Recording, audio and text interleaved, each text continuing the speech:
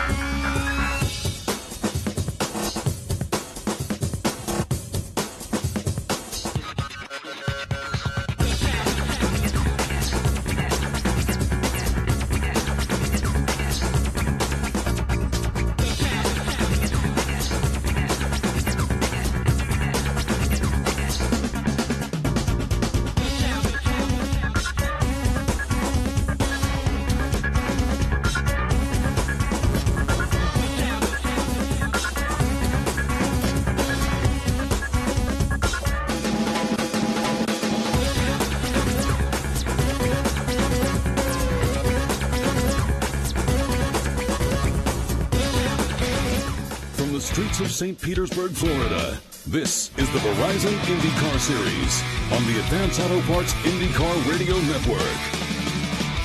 It's been a while since we've been able to say this for the Verizon IndyCar Series. It is race day. Hello, everyone. I'm Mark James from the streets of St. Petersburg. Final preparations for the Firestone Grand Prix of St. Petersburg. We'll join you at noon Eastern this afternoon to call all of the action for you, and we do expect plenty of that.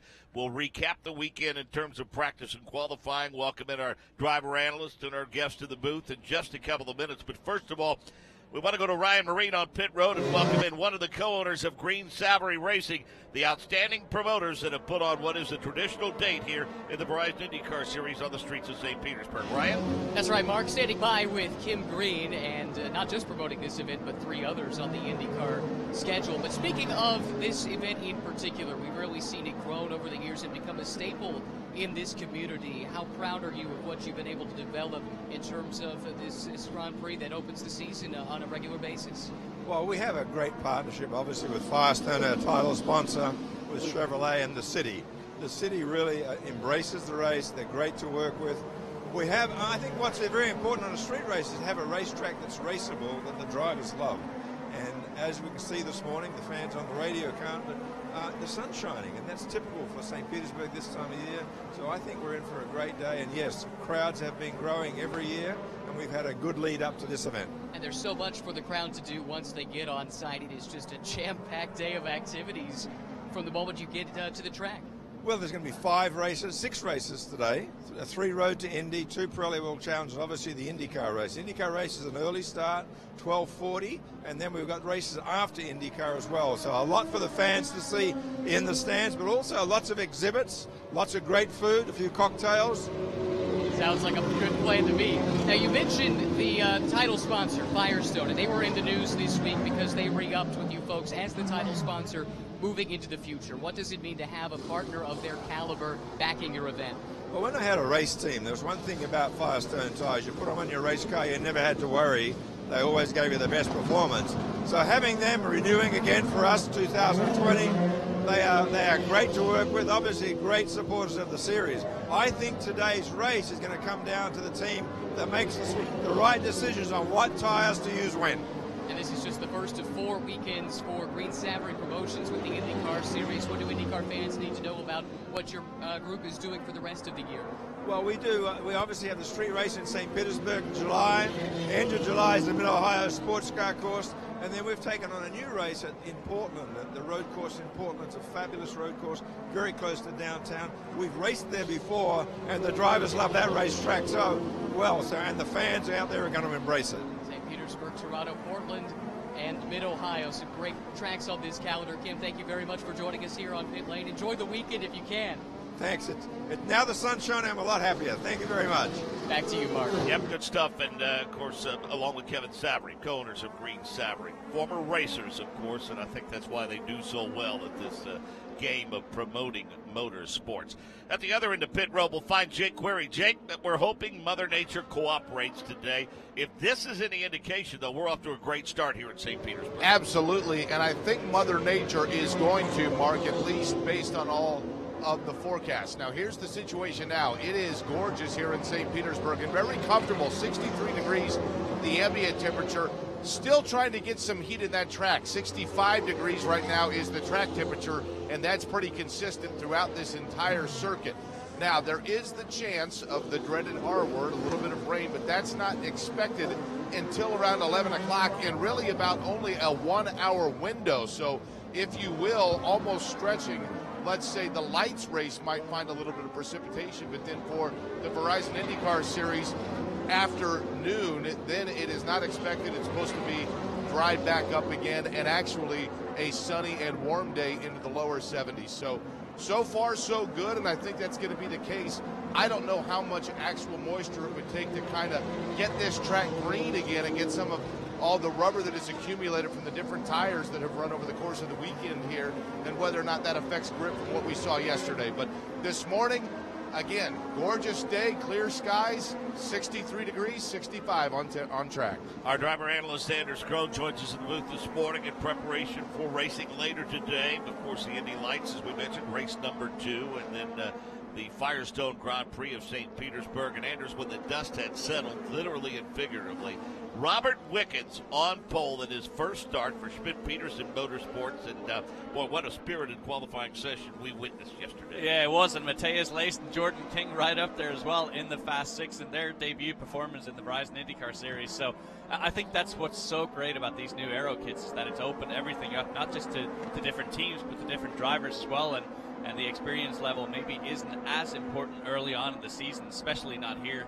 where the cars have been moving around so much. And Yeah, so far early in warm-up, it's been interesting to see. I saw on camera a couple of times Scott Dixon going down to the inside of turn 1, practicing his braking there, and that's obviously for the start of the race. He wants to figure out exactly what the grip level is like on the inside of the track, and very, very smart for him. So I think we'll potentially see some other cars doing that as well here during the course of the next few laps. Grip level right now is a little better than it was in a round of 12 yesterday when rain started to fall here. It certainly was better than it was during the Fast 6. That was crazy, especially watching it going into turn 1. Yeah, that was crazy, but there's been some rain overnight, so there are some damp spots around the track here. But I think most importantly, what that typically does is it washes that top level of rubber off the top of the surface, and so it's going to take a while for the grip levels to come back up to where they were yesterday. The guys that are the shock experts for these race teams, have they been the busiest over this weekend?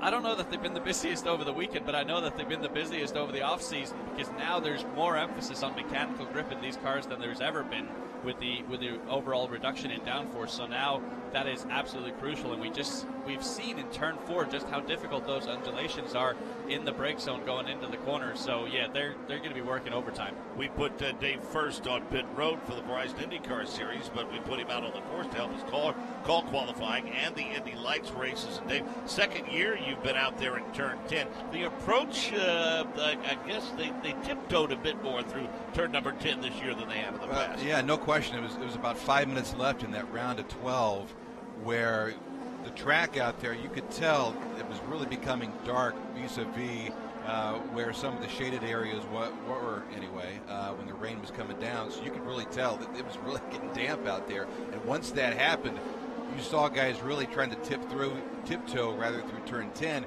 but really out on the front stretch when they hit the white painted areas there on the runway portion of this road course. So it was very interesting to watch, and I think part of me kind of wishes we do see a bit of a wet race today, because as much as difficult as these things are to handle right now, what would it be like if you see a little rain out there? I think it'd be incredible, and I just have memories back to 2010 when there was kind of on and off rain and people were going to slicks and it was drying conditions, and I have this image in my head still of Mike Conway being an absolute animal on the brakes into turn 1 and being the only one that could pass 2 or 3 cars at the same time because he had the brakes figured out. So I think that really, makes the super talented and aggressive drivers come to the fore. So I'd love it. It takes a little machismo to throw it in that deep, does it not? It does. Yeah. And there was no lack of confidence there. And right. I think that's exactly what Scott Dixon's trying to figure out as well here, because it's so easy when you go down for the initial start of the race. You're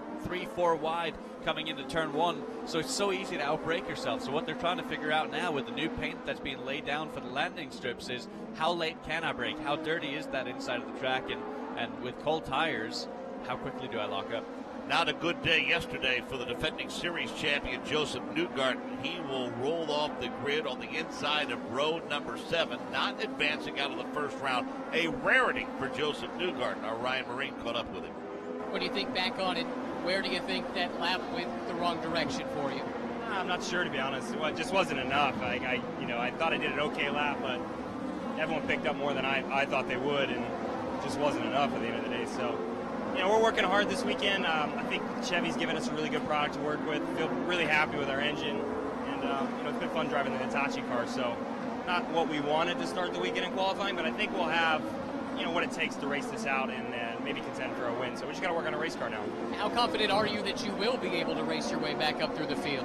Oh, this is IndyCar. You always feel good about racing. So I'm looking forward to doing that now and working on a race car.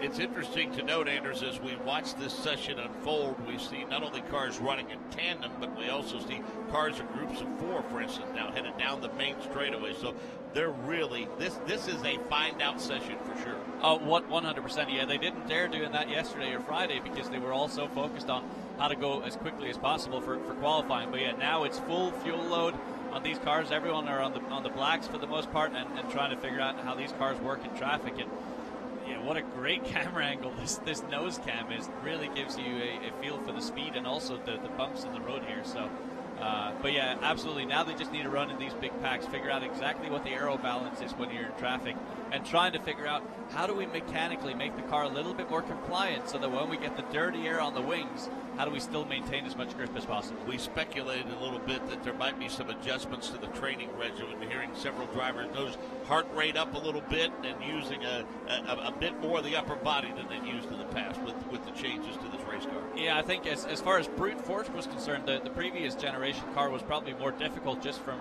a standpoint of straight-up G-forces. But I think now the drivers have to work so much harder with the steering wheel and the pedals and everything that they're doing. So from an anaerobic perspective, it's probably a more difficult thing, if not the same for the muscles. You know, Dave, all we're happy, Anders and I talked about this, all expressed a joy in the fact that they've now essentially put it back into the driver's hands. Some of them didn't seem real happy yesterday. You know what? Really, when's the last time we went to a race weekend and every driver was happy? That just doesn't happen. But I think it's fantastic, and especially for the older set, let's call it, the Scott Dixons, the Tony KANAANs. These guys, they used to drive machines that handled this way, so it's kind of old school, a throwback, if you will, for those guys. Yeah, it is, but I also think for the new guys, it's a great opportunity, and we heard from Matthias Leist after qualifying yesterday. He said the car drives almost identically to that of an Indy Lights car, so the transition... See, I think that's crazy. I heard you say that. I'm like, what a great training regimen for some of these guys that are coming up. They have that fallback, that muscle memory, if you will. Hey, this is what we did in Lights. Now we're doing it in the IndyCar series. Right, exactly. So now the Indy Lights series is more relevant than it's ever been. Yeah. So great stuff. And Matthias Leist, I mean, I can't believe how well he's been doing this weekend. Speaking of Matthias Leist, we caught up with him after qualifying yesterday. Rolls off on the inside of row number 2. Joe Sebastianelli worked with us this weekend. He caught up with Matthias Leist after qualifying yesterday. Your first IndyCar race, you're going to start P3. I can just see the smile ear to ear. How happy are you right now with this performance? Yeah, that's awesome, man. This is a dream coming true for me. First IndyCar race, first IndyCar season. Here in St. Pete now, such a beautiful place. Managed to do a P3. So yeah, I'm very happy. And I just can't say thank enough for the team, all the ABC guys, the AJ4 team. Just an amazing job, very, very happy. Looking forward to the race now. Working with an established veteran like Tony, how has he been able to help you get prepared for everything you're facing this weekend? Yeah, man, he's one hell of a driver, He has been helping me, and I'm just so grateful to have him as my teammate. An indication of what we speculated and what some drivers have said, Anders, that the Indy Lights car as it currently sits is the picture-perfect training ground for these guys looking to move up to the IndyCar series, especially with the way the car is going. Yeah, exactly, and obviously you have to be a heck of a driver as well to take advantage of the car like Matthias Leist is, and he certainly proved that last year that he is a very, very talented driver. I would have thought he would have come back to Indy Lights, and definitely think he would have had a shot at the title, but obviously this opportunity with AJ Foyt Racing couldn't have come at a better time. They've restructured that team. Yeah. They're now better than ever, and with the experience of Tony KANAAN, I mean, I really think he can be a great mentor for Matthias as he enters his first IndyCar season, and who better to teach someone than Tony KANAAN? I mean, the guy's done absolutely everything. So we think, a 3-stop race today for this one, over the 110 laps or so? Yeah, I've talked to a few of the engineers, and it sounds like the windows are quite a bit more open this year because the cars are a lot better on fuel mileage. And basically the main reason for that is these cars move through the air so much quicker now. With the lesser downforce they're much more efficient through the air, so they accelerate more easily through the air. And because of that, they use less fuel. And because they use less fuel, obviously the pit stop windows are more open. So it looks like we won't have a fuel-save race on our hands, which is great for us watching. And I think that's going to make for some really aggressive racing because everyone's basically going to be pushing from beginning to end.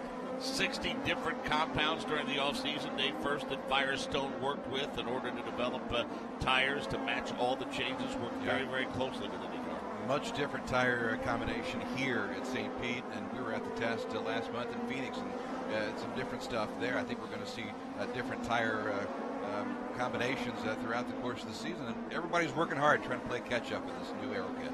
And the main thing is that, you want that to be part of the strategy in terms of the reds and the blacks, Anders, and I think that they've looked at adjusting that compound because as we broached this subject over the course of the weekend, too many times I think Firestone and IndyCar felt like that there just wasn't enough of a difference between the reds and the blacks. Yeah, but now there definitely is, and the really telling tale for the difference between these tires is not so much when you're 5, 6, 7 laps into a run, but it's on the first 2 laps, and I paid close attention to the lap time progression yesterday. And right now there's about a 2.5 second advantage on the red on the first couple of laps. So that's really going to make things different here. So I think a great decision for Firestone and IndyCar to have a little bit bigger difference here, because that's going to play into the strategy for sure. David, in all the years that we've been covering this, I don't know that I have ever heard going into a season the word momentum used more than it's being used right now. And I think an indication of that is the fact that we have been peppered with sponsorship announcements by these race teams, especially over the last 2 or 3 weeks. And Anders and I addressed this a little bit. Clearly they've had to change the game. Instead of looking for that long-term, multi-year sponsor, if you can find it, great. But I think teams now are doing a really good job of finding those sponsors that might be market-specific and a sponsorship package that'll run 4 or 5 races and it rotates throughout the course of the year. Well, not only that, I mean, there's some personal relationships that are developing with some of these. You took a look at Graham Rahal's expanded sponsorship with United Rentals and their Turn for Troops program. It's more than a sponsorship. It's very personal for the ownership group of United Rentals, and we've seen a lot of that up and down pit road. And I think it's inspiring stuff to see, and this is only the beginning. I mean, you look at the Indy 500, all of a sudden GoDaddy is now involved once again in the Indy 500. Danica's obviously bringing that along, but I mean, you know, we had GoDaddy on this series for a long, long time after Danica left. So I wouldn't be surprised. I mean, the TV ratings are up, the radio listenership is up. Right. So I think it's only going to grow as this 2018 season goes along. I think something like 21 million listened to the Indy 500 last year. Yeah. And had our relatives listened, just think how much number that number could have been. They all tell us they listen, but we know better than that. That's right. Joseph Newgarden is P1, DIXON, KANAAN, Power, Hunter Ray, King, Laced, Bourdais, Jones, and Chilton, the top 10. Anders, have you seen an adjustment in the line that drivers have started to run over the course of the weekend, a difference in how they break approaching turns? Have they altered their strategy any from Friday to, say, this warm-up session this morning? I would say it's probably just more refined, especially in Turn 4, where we obviously saw so many people go off track earlier in the weekend. They've really now honed in on exactly what type of line they need to be on. So if I'm Sebastian Bourdais in the shot here, I want to go offline into Turn 4. I want to figure out what that inside line is going to be like, so that when I break there for the first time in the race, I'm not shocked by the bumps or undulations that there are. So I would definitely experiment with that. We've seen some drivers taking the inside line into Turn 1 trying to figure that out, but I would definitely get around to doing that in Turn 4 as well, because I think with people potentially overshooting Turn 1 slightly, that can set up runs through Turn 2 and Turn 3 that'll set people up for runs into Turn 4. So I think Turn 4, there's going to be a lot of action today.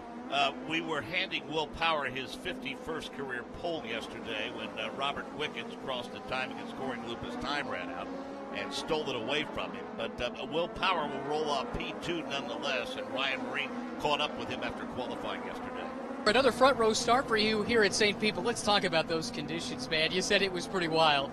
Yeah, it was. It was really unpredictable, like how slippery the paint was. Obviously, Turn 1 was the worst.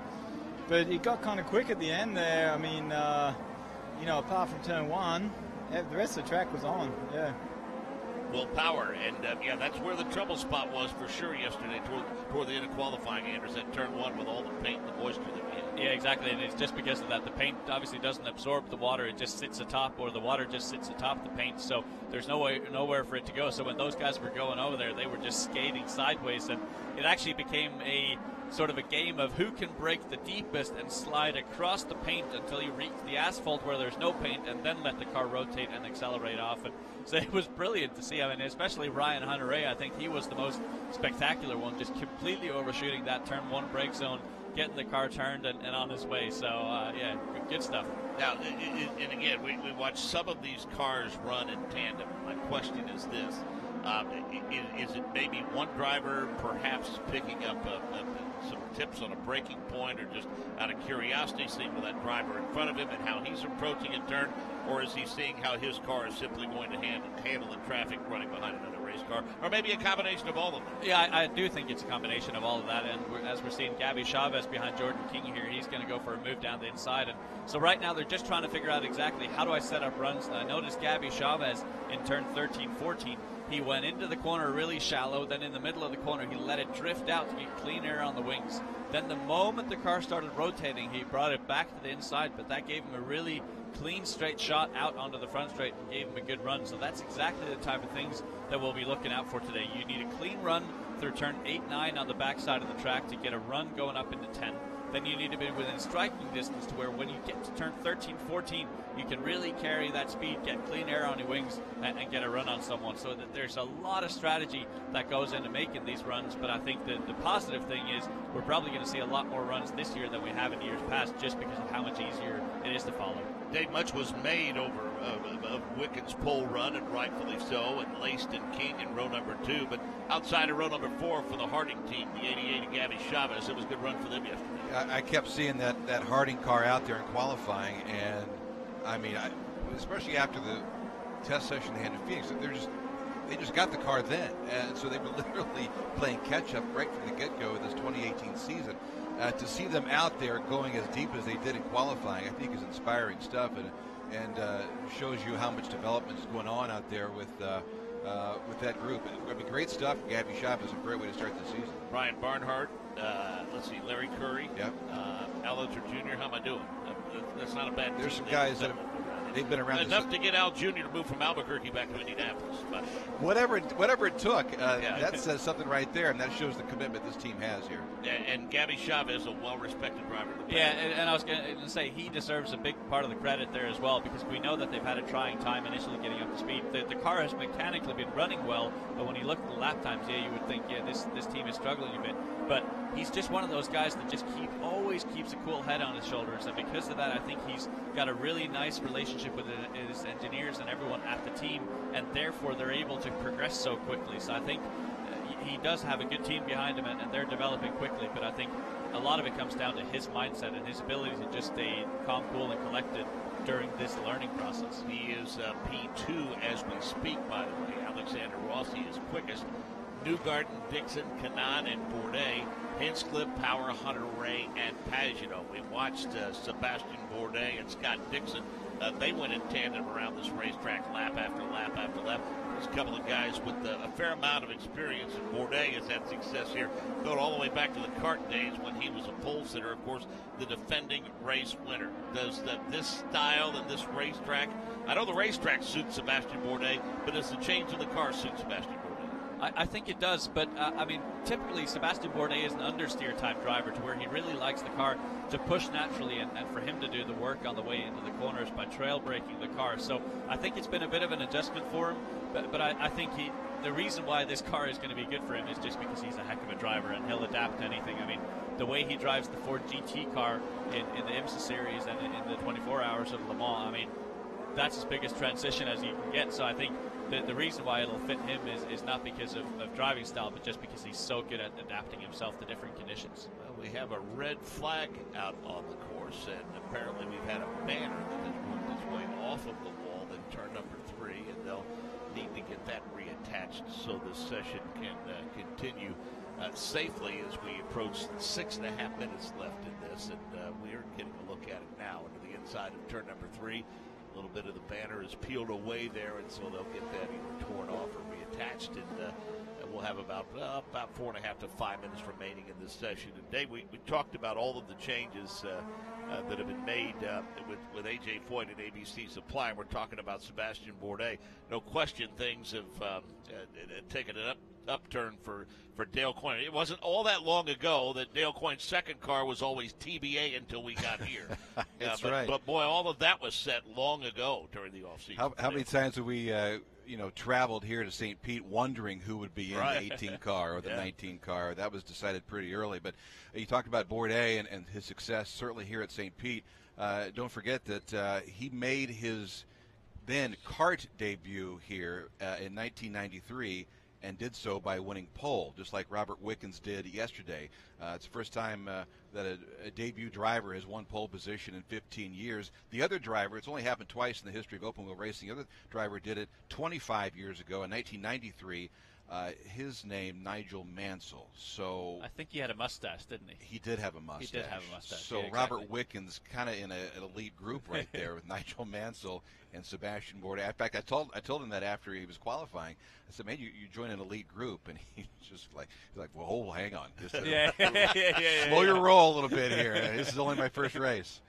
Another race team clearly stepped up its game, and that's Schmidt-Peterson Motorsports, Anders, and I think it said a lot for Schmidt-Peterson Motorsports and the direction that they were going when a pretty coveted free agent like James Hinchcliffe really didn't hesitate and re-sign with that race team. Yeah, exactly, and it was all because of the structural changes within the team. I mean, wholesale change basically top to bottom on the technical side of things, so that's it's going to be interesting to see how that unfolds for them, and I think we touched upon it yesterday, but the telling tale for them is really going to be once they get to the smooth tracks and the short ovals, because street courses were never really an issue for them last year. They won at Long Beach. They were obviously very, very competitive here, running up at the front of the pack for a long period of time. So definitely you can already see the signs of what's been going on over the off season. But I think once we get to Phoenix and Barber and those types of tracks, that's when we'll really figure out how much have these guys turned it around. From a chemistry standpoint, how big is it for James Hinchcliffe and Robert Wickens, for that matter, for those two to be paired as teammates, given their essentially lifelong history as friends? I think it's huge, and it's always one of those things where the number one person you want to beat is your own teammate, because it's the only driver that has the same exact equipment as you, and we've certainly seen that at Team Penske over the last year, just how competitive that inter-team rivalry is, but at the same time, how much they're helping each other. And I guess the way they really work with each other is they work as a completely open book, full disclosure, all the way up until qualifying, and after that, that's when you go into focusing solely on yourself. And I think James and Robbie having this amount of respect for each other is great. And what I'm wondering is, okay, so what happens when they have their first side-by-side battle on the track for a race winner for a podium? Are they still going to be friends? You know what I mean? But age before beauty, obviously. Right, exactly. Which Hinch would win that, I believe, right? Yeah, so. Outside of row number 6, the starting position for Alexander Rossi, penalized yesterday for a qualifying infraction and date first.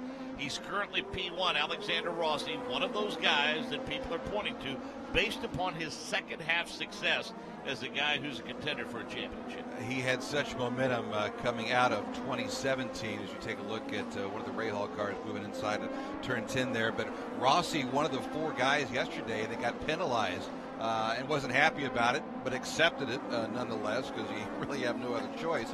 And Alexander Rossi will roll off 12th today. He's one of those good drivers, good cars that I think will move up. I mean, there are good cars throughout the starting lineup. So it's good. Graham Rahal in particular, he's starting dead last. Could he pull a Sebastian Bourdais and win this thing like Seb did a year ago? But I think it's going to be a fascinating race. I mean, dry, wet, whatever. But just to see some of these really good cars move up through the field, I think it's going to be great to watch. As we mentioned, Dave, we had a quick off in 10. But as we mentioned, Dave, those penalties. Kyle Novak, now race director. I want to give folks a little preview of an interview that you did with Kyle that we'll share during the race today. Brian Barnhart, of course, moving on to Harding Racing. So your thoughts and impressions of Kyle Novak in this position as race director for the Verizon IndyCar Series? Very impressive young man. It was the first time I met him yesterday, and left. I couldn't have been more impressed with him. He's going to be a straight shooter. I think you'll like this. He has kind of a football background. There you go. He hung out at Bowling Green with Urban Meyer when Urban Meyer was the head coach at Bowling Green. Now, of course, the head coach at Ohio State. So he's got a sporting background. He's got a couple of good guys with him up in race control to make some decisions.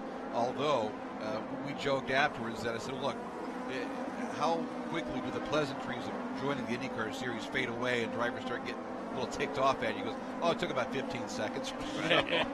So it's not an easy job, but I think that it's the right choice right now for Kyle Novak in the IndyCar Series. Renee Binder was the one that ran off in turn number 10 in the 32 car. The AMR IndyCar safety team on the quick jack and getting him backed up. They'll try to get him refired, get him back underway.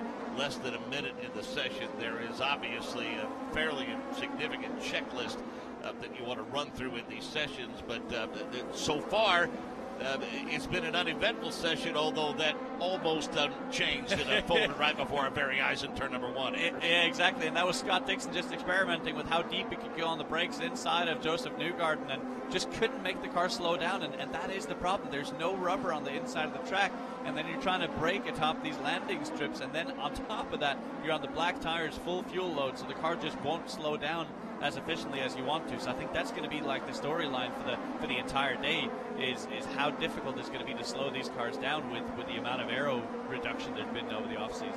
If we thought turn 1 was interesting in the past with the green flag, I can't imagine at about 12:33 this afternoon or 12:40. I think we're in for an incredible race, and not just an incredible race, but an incredible season as a whole. And just even looking at how close Zach Veach is running here to Scott Dixon, yeah, this is exciting stuff. Well, as we get ready to wrap up this session, we want to hear from our pole sitter, Robert Wickens. Rob Houghton caught up with it yesterday.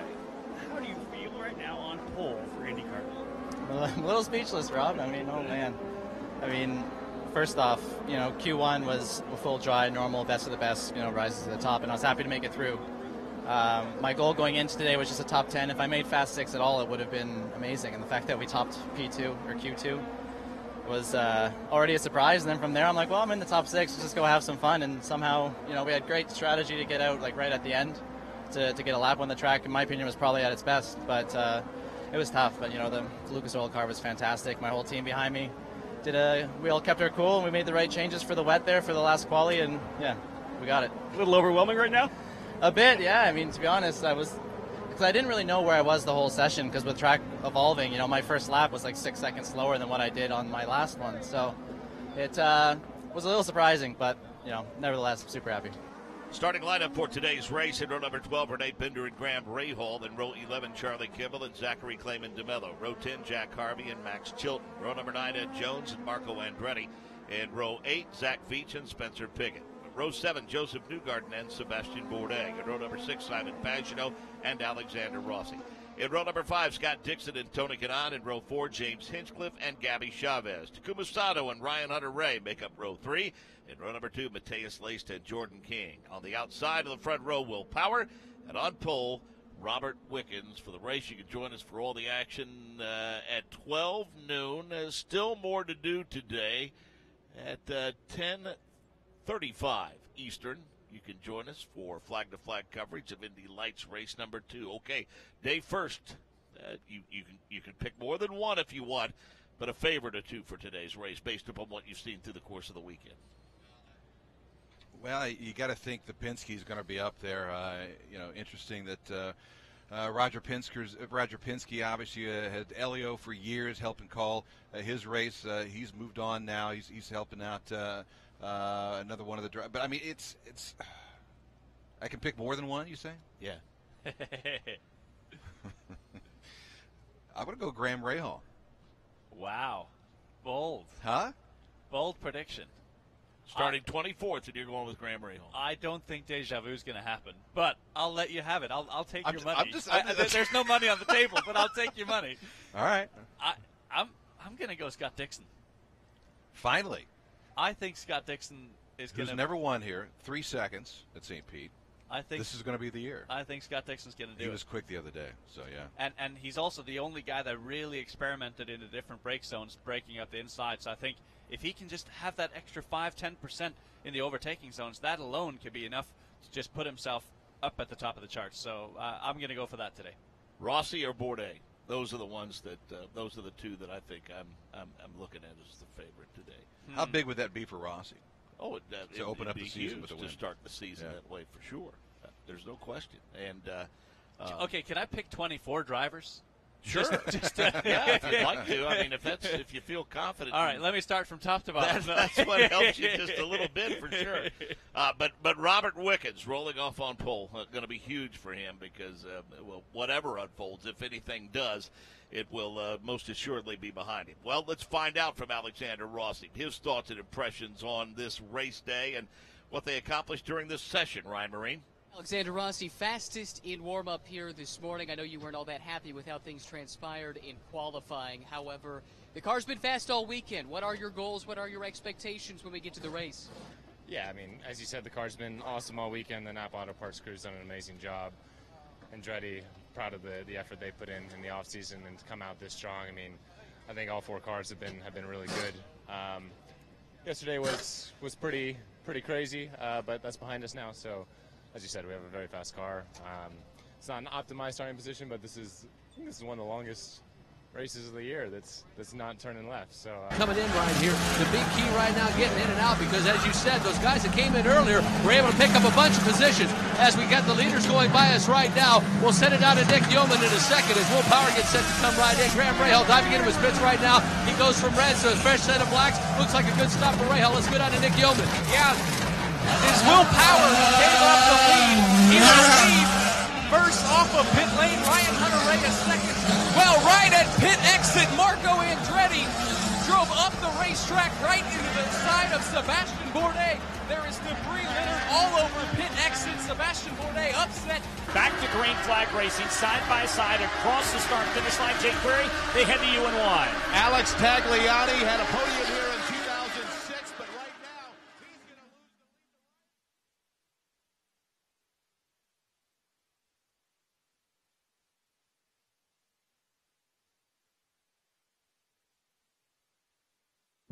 From the streets of St. Petersburg, it's time for the Indy Lights, presented by Cooper Tires on the Advance Auto Parts IndyCar Radio Network.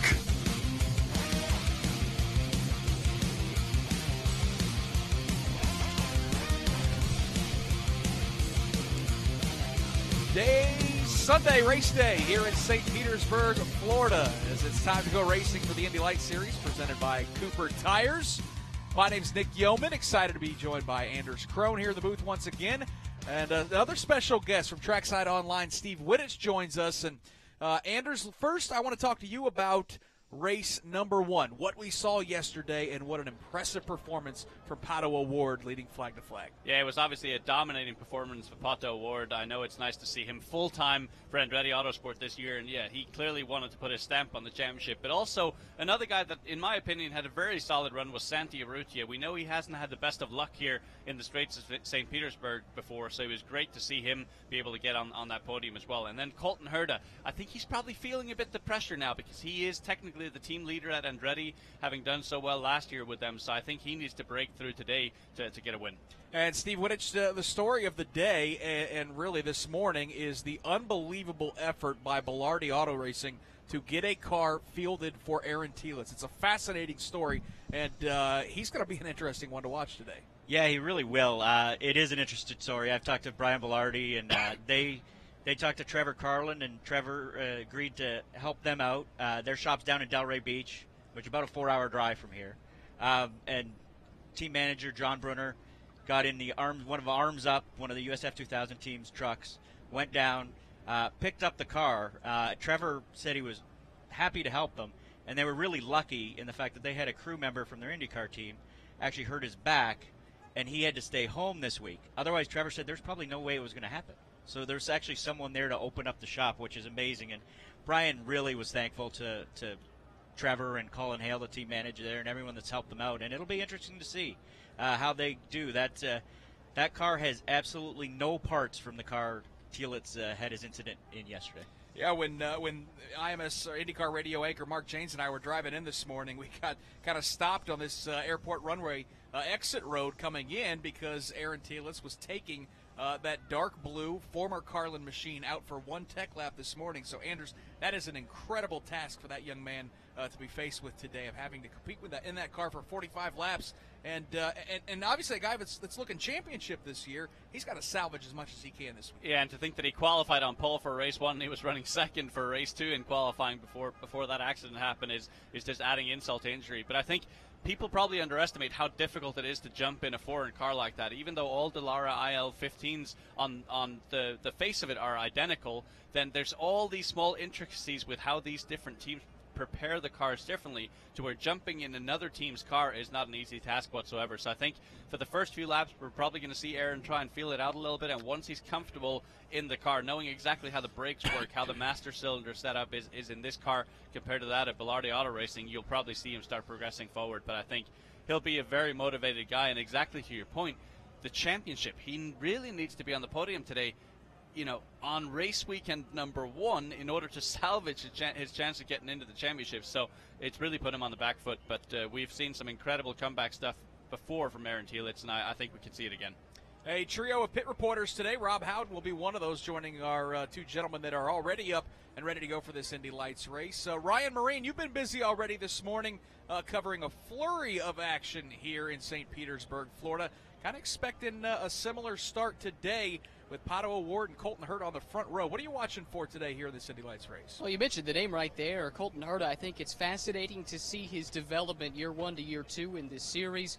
Colton last year, a series-high 7 poles. It seems like he was always starting on the front row, but only converted that into 2 wins. And by his own admission, that's not enough. He's trying to figure out how in this second year, in order to win the championship and ultimately move up to IndyCar, which is where all these drivers would like to be, how do you convert those strong qualifying efforts into solid finishes and preferably into wins? He'd like to see the win total much closer to that pole total, if at all possible, later on this year. Joel Sebastianelli's got a point about the start of this race. Colton HERTA is one of the guys who talked to you about the interesting nature of Turn 1, Joel. Yeah, well, without a doubt, Colton HERTA had the most interesting race yesterday. Started on the outside line in second, dropped back to 5th on the opening lap, and charged his way up to a podium, finishing in 3rd.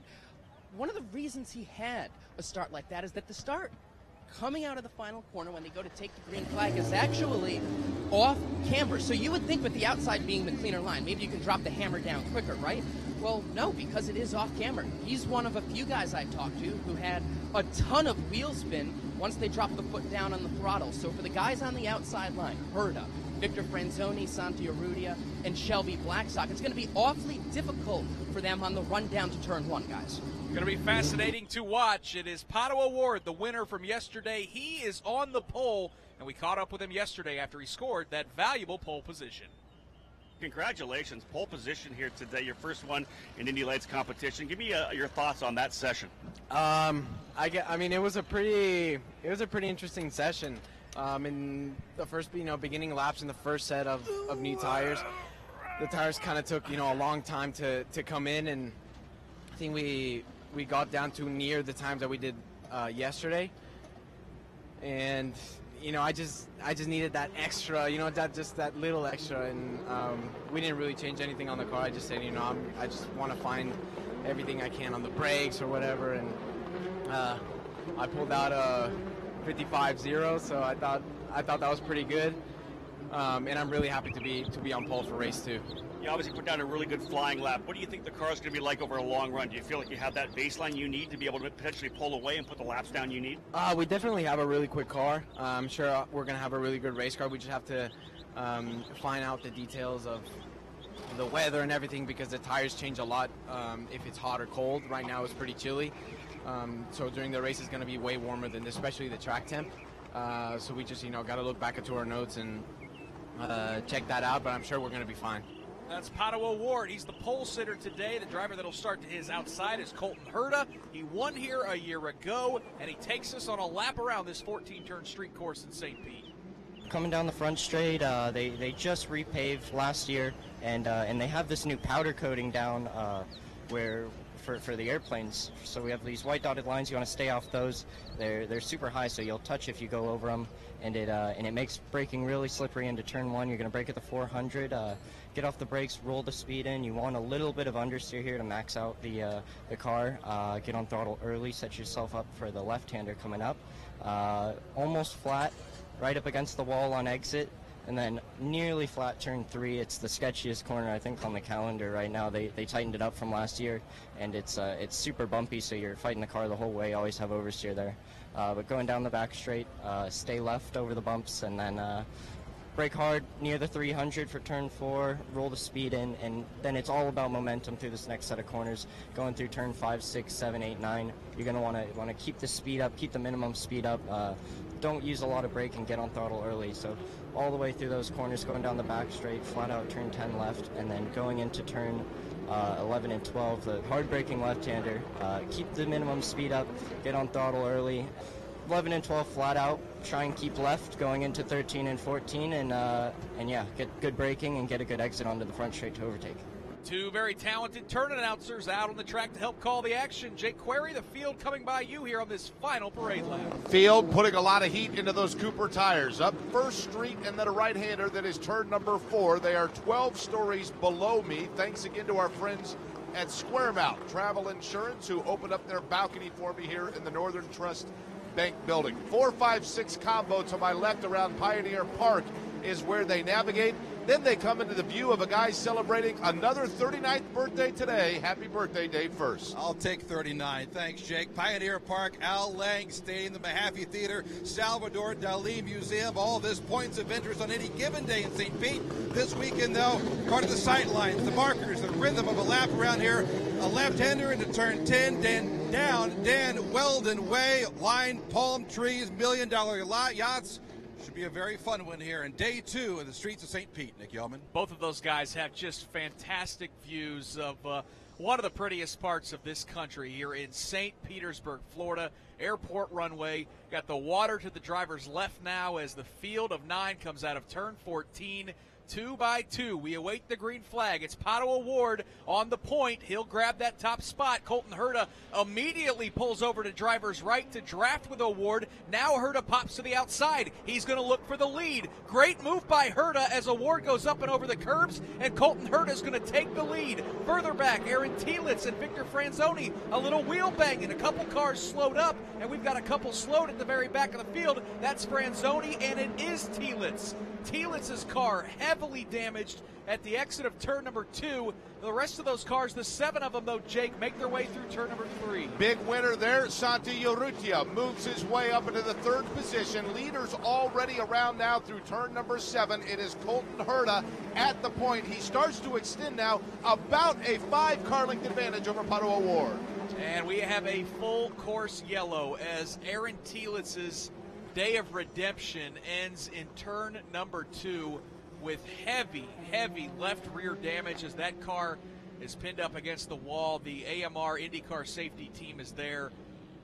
Boy, Anders Krohn, this is an absolute disastrous start to the season for that guy. Yeah, what heartbreak for Aaron Tielitz. I feel so bad, and I only had one view of exactly what happened there, but what it looked like to me is that Victor Franzoni was trying to go 2 or 3 wide into turn 2, all the way on the outside here of turn 1, then tries diving it in super deep into turn 2 and just drives into the back of Aaron Tielitz, turns him around. And what I really, I feel horrible for Aaron Tielitz because that is genuinely none of his doing whatsoever. He got tagged from the back there from Victor Franzoni, and on board here with Victor Franzoni, and you'll see Victor just drives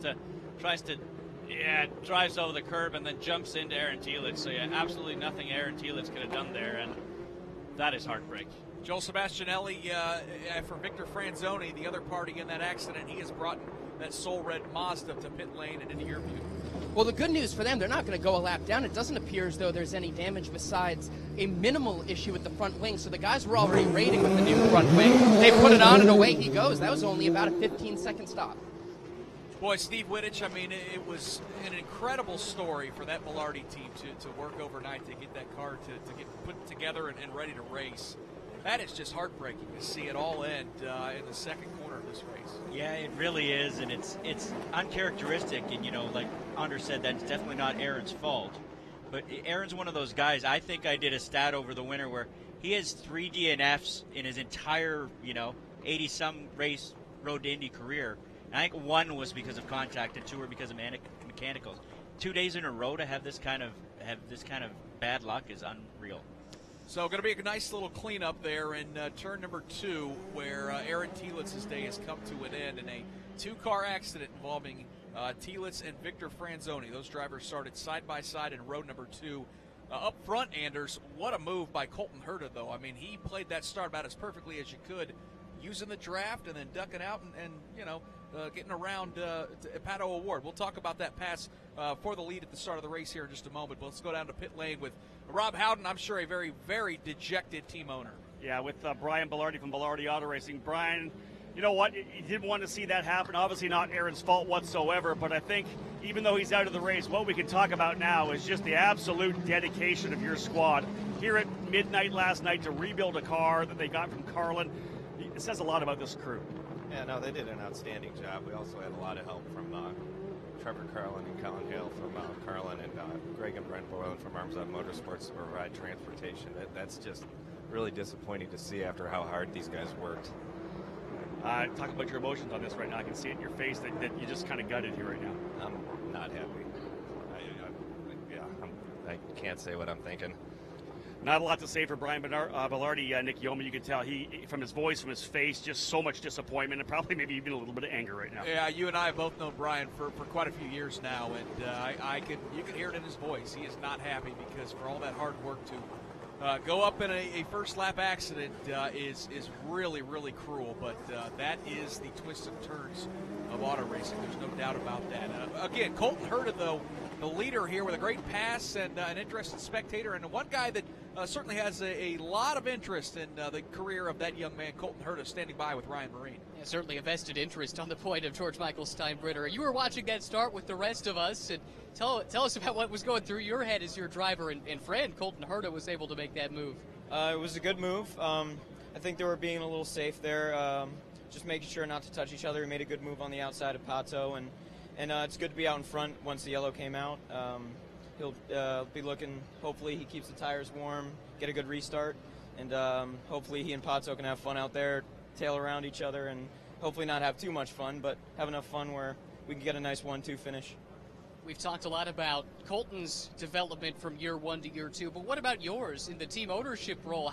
Much more comfortable do you feel now walking around this paddock with a year under your belt? I certainly feel a lot more confident.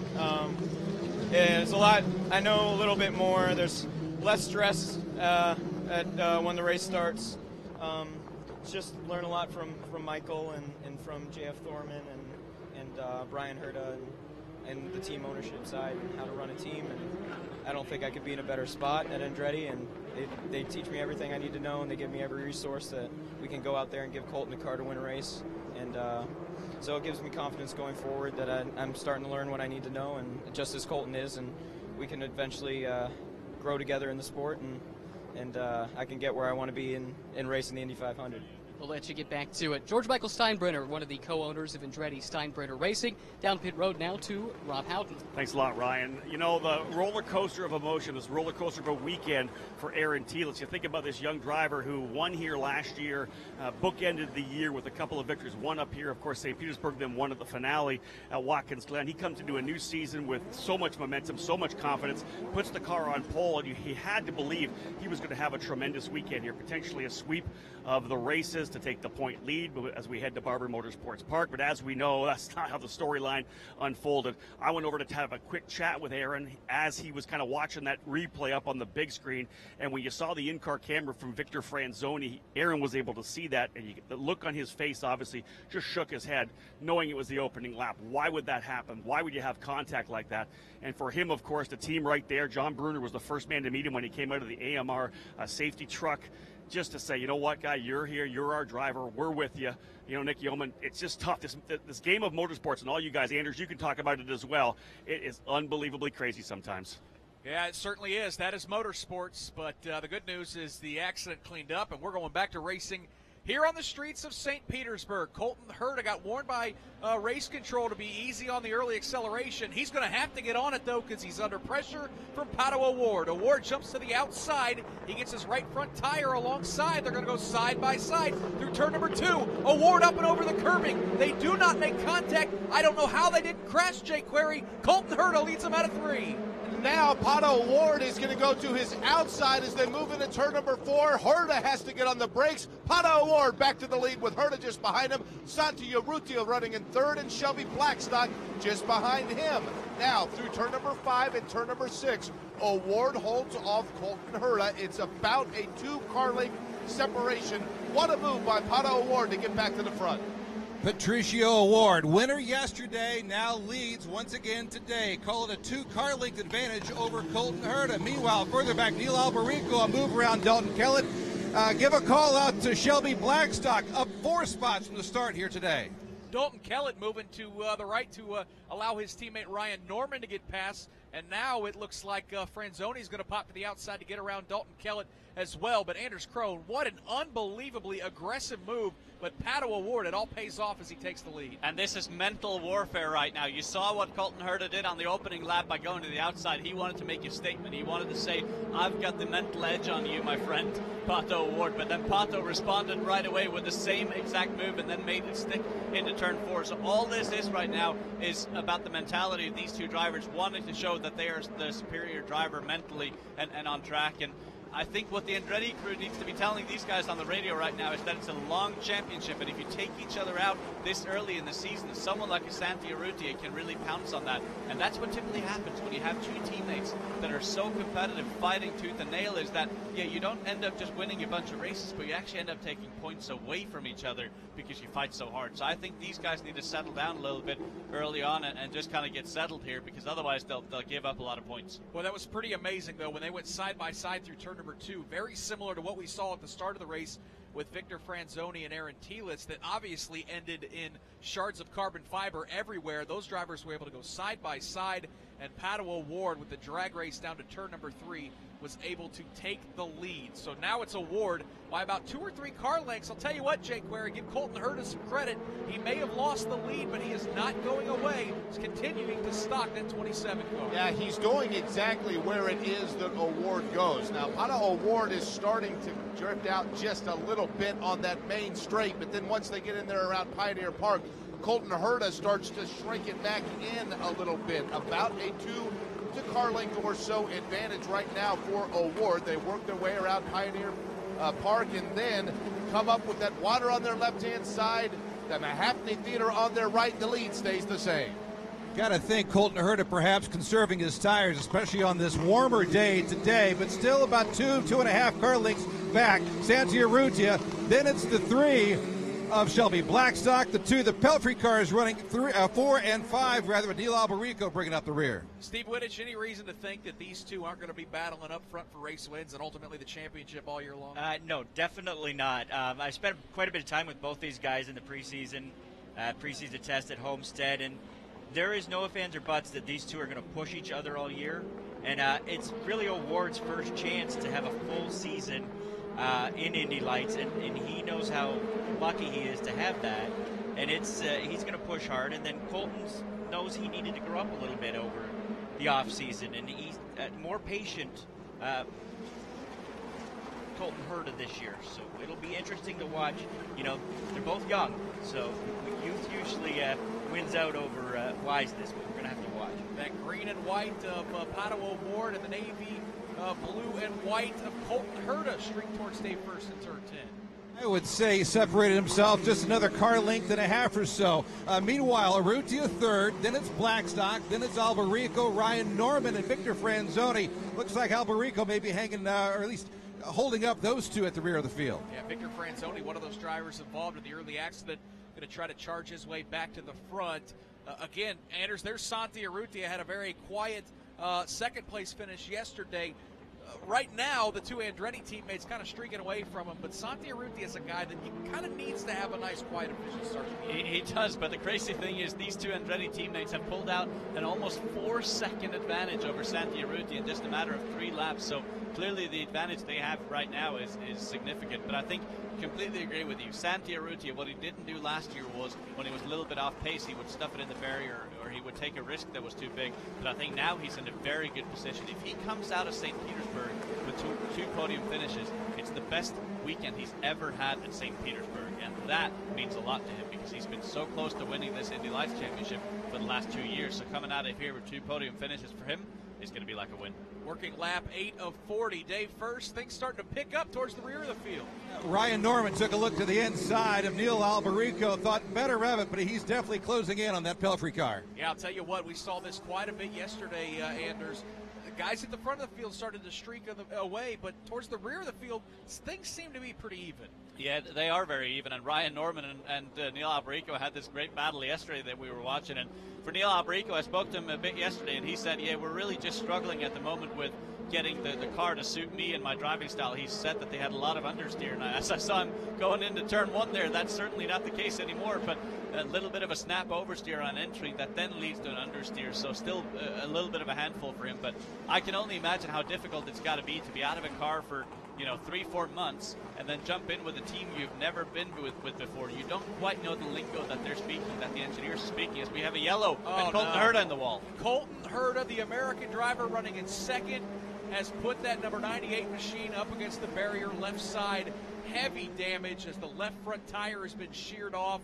I can only assume this is going to bring out a full course yellow as Colton Herta, who was running second at the time yesterday, came home with a third-place finish. A race-ending accident that appears to be around Pioneer Park, where, we can see now that the field being told to be slow down. A heavy hit, and Anders, we're getting a good shot. That's a pretty solid hit for Colton Herta. His day most certainly done here at St. Pete. Yeah, that's on the exit of turn 8, and that's a very easy place to do that mistake right there, is to carry a bit too much speed in turn 8, and if you miss the apex, there's a big compression and a big camber in the middle of that corner that grips up, and if you miss it by just a few inches and you're carrying a couple of miles an hour too much, it'll send you right into the wall. And I'm guessing, I don't want to speak on his behalf, but I'm guessing he was just pushing so hard to try and catch up to PATO Ward instead of sitting back and being a little bit patient. So shame to see Herta out that early, and here we're getting another view of it. Yeah, just way too wide there coming off the corner and into the barrier. Boy, and Steve Wittich, I mean, this was a point you were just making. We kind of were hoping to see a more mature, from a racecraft standpoint, Colton Herta, a very mature young man, very impressive when you talk to him. But from a racecraft standpoint, we wanted to see these mistakes minimized, and to have it pop up in race 2, that'd be awful frustrating for that young man. Yeah, it is. It's really interesting. He knows that he needs to make less mistakes, and especially, he said, when he's running up front. He told me that taking chances when you're running further back is not such a bad thing. When you're running up front, he needs to finish races, and he knows that that's what he needs to do, but, he's a race car driver, right, Anders? And race car drivers, sometimes, you think what you want to do, but you can't make it work. Yeah, but the really difficult thing as well is someone can tell you all day long, hey, you need to stop making mistakes. Well, okay, how do I do that? So Sure. it's kind of an A plus B equals results, and so he can only focus on the factors that he can control, and kind of the end input or the end result you can't always control. So I think, he probably heard it a lot last year, and I know I was one of the guys that kind of looked at it and said, yeah, if he just calms down a bit next year, he'll be a championship candidate. And but it's another thing applying that, and very, very tricky track here. It's a bit green. Track's a bit green from the rain that we had last night, so definitely going offline is going to hurt that even more. So shame to see him out, but knowing how strong he was at other tracks like Mid-Ohio, Indy Road Course, all that, I know he'll be back stronger. A very dejected Colton Herta, Rob Howden, has climbed into the AMR IndyCar safety team vehicle, where they'll take him back to pit lane. His day most certainly done as that car being put on the hook to take back to the paddock. Yeah, we'll get a hold of Colton when he does get back here to pit lane, but I had a quick chat with Doug Zister, his engineer, and he said that Colton wasn't really saying anything on the radio at all that the car was having any trouble, but in that opening lap kind of chaos that we saw, they did say that one of the engineers potentially saw a bent wishbone on the car, and if indeed there was some kind of damage to the car from that opening lap contact, that would have made it tougher, of course, for Colton to drive it. But again, no indication on the radio that he was struggling, but if there was that bent wishbone, there could definitely have been a little bit of an issue for him. And Anders, I'll be honest with you, I don't remember seeing anything, but as aggressive as he and Pato O'Ward were at the initial start and then on the restart, that's certainly a possibility. It is a possibility. They had a slight touch, but as strong as these Dallara IL-15s are built, I mean, they're bouncing off the concrete walls, and they're good for the most part. I think probably what the bigger risk is, as far offline as both of them were, it wouldn't be a huge surprise if they just picked up something, some debris or something that would have put a small sliver in the tire. I think that's probably a bigger likelihood, because I doubt something would have bent from the slight contact that they had. But yeah, great shame to see him. But yeah, Steve Wittich just pointed out here in the on the timing stand, Shelby Blackstock up into third here in his return to Indy Lights. That's great for him. And I'll tell you what, Steve, I mean, for that Team Pelfrey deal, for both of those drivers, Shelby Blackstock and Neil Alberico, as of right now, it's a one-race weekend deal. A third and fourth place finish as of right now could go a long way for those drivers securing a future with that team. Yeah, it really does. It's that's an impressive performance by that team, the Gary Neal-led team. They just put the deals together in the last week for both those drivers. I know they want to continue, but that's always contingent on funding, and it'll be interesting to see. They've got some time off before Barber to try and find a little bit of funding, and I think both of them might try just race by race. Let's see how it goes. And right now, Blackstock's sitting third in points. It's early, but if you're sitting third in points, it's hard not to go to the next race. I tell you one thing, if Shelby Blackstock's on the podium this weekend, he's going to Barber. Take that to the bank. Well, and that's his home race too, right? Exactly. So it's, I kind of expected him to show up there no matter what, but if he's on the podium here, that makes it a lot easier for him to go find some funding. Well, with two full-course yellows in this race, more than likely this is going to be turned into a timed event. In fact, on some of the monitors we have, they're already showing the clock instead of lap numbers, which gives you a good idea of that's probably where we're headed, Anders, as the clock now ticks underneath 30. Yeah, and obviously the IndyCar race is coming up in just a short little bit, so I wouldn't be surprised at all if we go to that. But still 30 minutes remaining. There's still so much that can happen. Yeah, exactly. and I mean, it's a bit crazy because usually you see all the craziness unfold in the first race of the season. Sure. Everyone's coming out. Everyone wants to show who they are. But it was weird. Yesterday's race was a bit subdued, and today we're unleashing the craziness. So with the carnage, we still do have 7 cars out on the racetrack, and here's how they run as we're getting set to go back to green flag action here on the streets of St. Pete. It is Pato O'Ward, who was the pole sitter, lost the lead on the initial start, but got it back. Santi Urrutia runs second. The teammates of Shelby Blackstock and Neil Alberico run third and fourth. Ryan Norman is up to fifth. Victor Franzoni, who was involved in the early accident, runs sixth.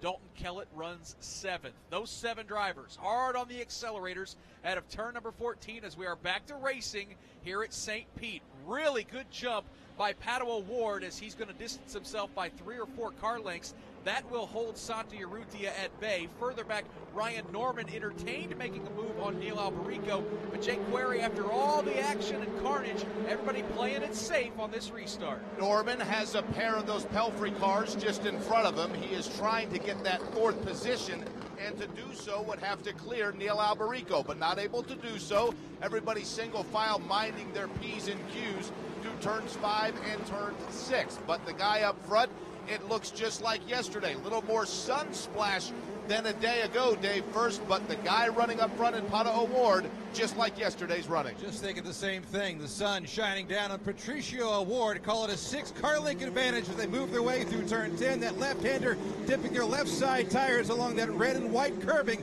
as they make their way now towards turns 11 and 12 here at St. Pete. Anders Pato was quick on the accelerator on that start. As much action as he saw and was a part of at the start of this race, he was taking no chances at the beginning of that race. He wasn't taking any chances, but the guy that's going to be taking even less chances is the guy in second, Santi Urrutia. You can see he wanted nothing of it going into turn 1. He just completely relaxed, and I think you're going to see the same tale during the course of this season. Santi Urrutia is probably going to do as little as he possibly has to secure another podium finish today and just come out of this weekend with solid points. So as far as I'm concerned, I think Pato O'Ward really has a pretty straightforward job at hand. As we see Ryan Norman trying to pop here on Neil Alberico. He's clearly got the pace and a good run out of 1, but can't quite get the job done. Yeah, that's easily the best battle on the racetrack as it's O'Ward, Urrutia, and Blackstock. Those are the front 3 as they've distanced themselves a little bit. And then you've got Neil Alberico, who's holding up that train just a bit. Ryan Norman sitting in 5th, Victor Franzoni in 6th, and they're running down Alberico, Dave. We'll see if Norman can make a move on Alberico. Not that time. In fact, didn't even look to the inside that time around. Alberico, it's a battle for 4th. Norman's 5th, Franzoni 6th, Dalton Kellett 7th. We saw these two battle quite a bit yesterday as Ryan Norman at the end of the race of race number 1 got a good run on Neil Alberico into turn number 1 and was able to take a position away. Similar situation today as Norman tries to run down Alberico. Not close enough, but the problem, Jake Query, is Ryan Norman can't only worry about catching Neil Alberico. He's got his hands full with 6th place running Victor Franzoni. Yeah, Franzoni is right on the heels of that machine of Ryan Norman trying to get into the 5th position. Norman is going to go where Alberico does, but that allows, again, for Franzoni to close in. Big gap back before you get to Dalton Kellett at the rear of the field. The leaders, as that group works their way through turn number 5, already now clearing turn number 7.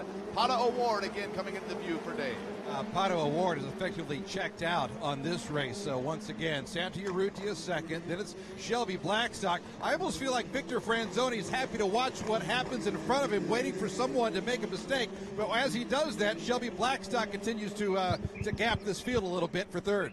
Well, Dave, I've been paying attention to the onboard video of Victor Franzoni, and he's just struggling. Whenever he gets that dirty air from Brian Norman, he struggles to keep up, and I think that may be because the Juncos racing team may have oversprung his car, gone a little bit too stiff on the springs, and what that means is percentage-wise you lose more grip when you're behind a car in dirty air. So I think that's just looking at the behavior of the car as he gets too close to Ryan Norman, that seems to be what's happening. So they're probably going to be kicking themselves a bit here, thinking, yeah, we should have gone a bit softer for the traffic. Well, of course, the Indy Light Series presented by Cooper Tires is the top rung on the Mazda Road to Indy ladder that provides opportunities for young drivers to make their way up all the way to the Verizon IndyCar Series with scholarship prizes and rides to compete in the following season. And Rob Houghton, we've kicked off the season with some pretty good USF2000 and Pro Mazda races this weekend, and you're standing by with the gentleman who's already taken home a trophy. Nick, as we do at our Indy Lights broadcast, getting a chance to introduce the IndyCar Radio Network listeners to the up-and-coming stars of the Mazda Road to Indy. I'm with Kyle Kirkwood, who scored a win in his debut USF2000 race. Kyle, you know, you come into an event like this. I know you watched your good friend Oliver Askew do it last year, a good finish in race 1. He won race 2 and then went on a 5-win streak. You come out of the box and win your very first race. You got one up on Oliver, but give me some emotion right now that you're feeling. You have another race later on today, but how did it feel to win that race for you? Yeah, it felt amazing. Nothing really settled in, I think, till last night when I was sitting in my hotel room, because it's just so much emotion being here at the St. Pete Grand Prix. And yeah, I'm looking forward to the next race tomorrow, obviously coming off that great win from yesterday. You're obviously a Florida boy, so great to win here at St. Petersburg. How does this win kind of change your mindset? Of course, I asked the same thing to Oliver last year. You come in with a certain expectation of what you're trying to do, whether it's a couple of podiums or top fives or whatever it may be. You know, with K Motorsports, you're thinking victory as well. Does it change your expectations, your approach for today's race? A little bit, yeah. It's coming into yesterday, we didn't really have much expectation, but for today, now we know that the car is quick. We know we can pull away with a good lead if we get out front. So coming in today, I think we're going to try and do the same exact thing, get the lead and try and pull away. And maybe if there's some cautions here and there, we know how to do the cautions because we had one yesterday. So everything worked out perfectly. We're going to try and do the same thing as we did yesterday. How does it feel to walk around the IndyCar paddock? You're a race winner right now. People know who you are. Your name's up on the top of the charts. We're talking about you on the radio. Little Eric Moore confidence maybe walking through here? Yeah, for sure. It helps. It helps for sure, considering that we won yesterday. Coming around here, seeing all the IndyCar drivers. Actually, this race going on is absolutely amazing. Yeah, I'm sitting here down at pit lane just watching the race, trying to get a little bit of pointers for myself with the way Patricio Ward passed going down into turn 4, was it? And yeah, I'm just looking forward to the race later on today. Good run yesterday. Good luck today. Thank you so much. Nick Yeoman, a guy to watch out for. Again, that is Kyle Kirkwood for Cape Motorsports, and he is watching this race intently. Maybe find a little bit more strategy, a couple moves he can make if he gets dropped down to second in the race this afternoon. Yep, no doubt about it, a guy to watch. And Ryan Marine, you're standing by with one that is always fun to watch in the month of May. No full-time ride this year for Carlos Munoz, but boy, I'm excited to see how that young man does back with Andretti Autosport at the Indianapolis Motor Speedway. And me too, Nick, that's for sure. Carlos, it's a shame we don't see you in IndyCar full-time at this point, but you're back with Andretti Autosport for the month of May in the Indianapolis 500. I know you've come awfully close there a few times and expressed a great deal of confidence that that's a race that you're going to win before your career is said and done. How excited are you to be reunited with this Andretti Autosport bunch that really helped ignite your career? Yeah, like you said, you know, it's a little bit different for me to be here watching the race in St. Peter. I've been coming here for 5 years in a row racing. This time it's a little bit different, but you know, I think it's great, you know, to be back to Andretti. I think it gives me a great opportunity to be in the 500 in a great car. I mean, like you said, really close to winning it. And in this sport or any sport, what it matters is to win. And I think I have the tools to win it. I think I have the talent, and this year I have a great car. I think and great teammates to work with. So super happy, you know, to be in the Indy 500 for sure. And we are working really hard to get back to a full season. That's my goal for next year, or even to do more races this year. But you know, for right now, my focus is in the 500, and hopefully we go in there and win. So what are you doing then in terms of trying to secure the backing that you need to accomplish that goal of being back on the grid on a more regular basis?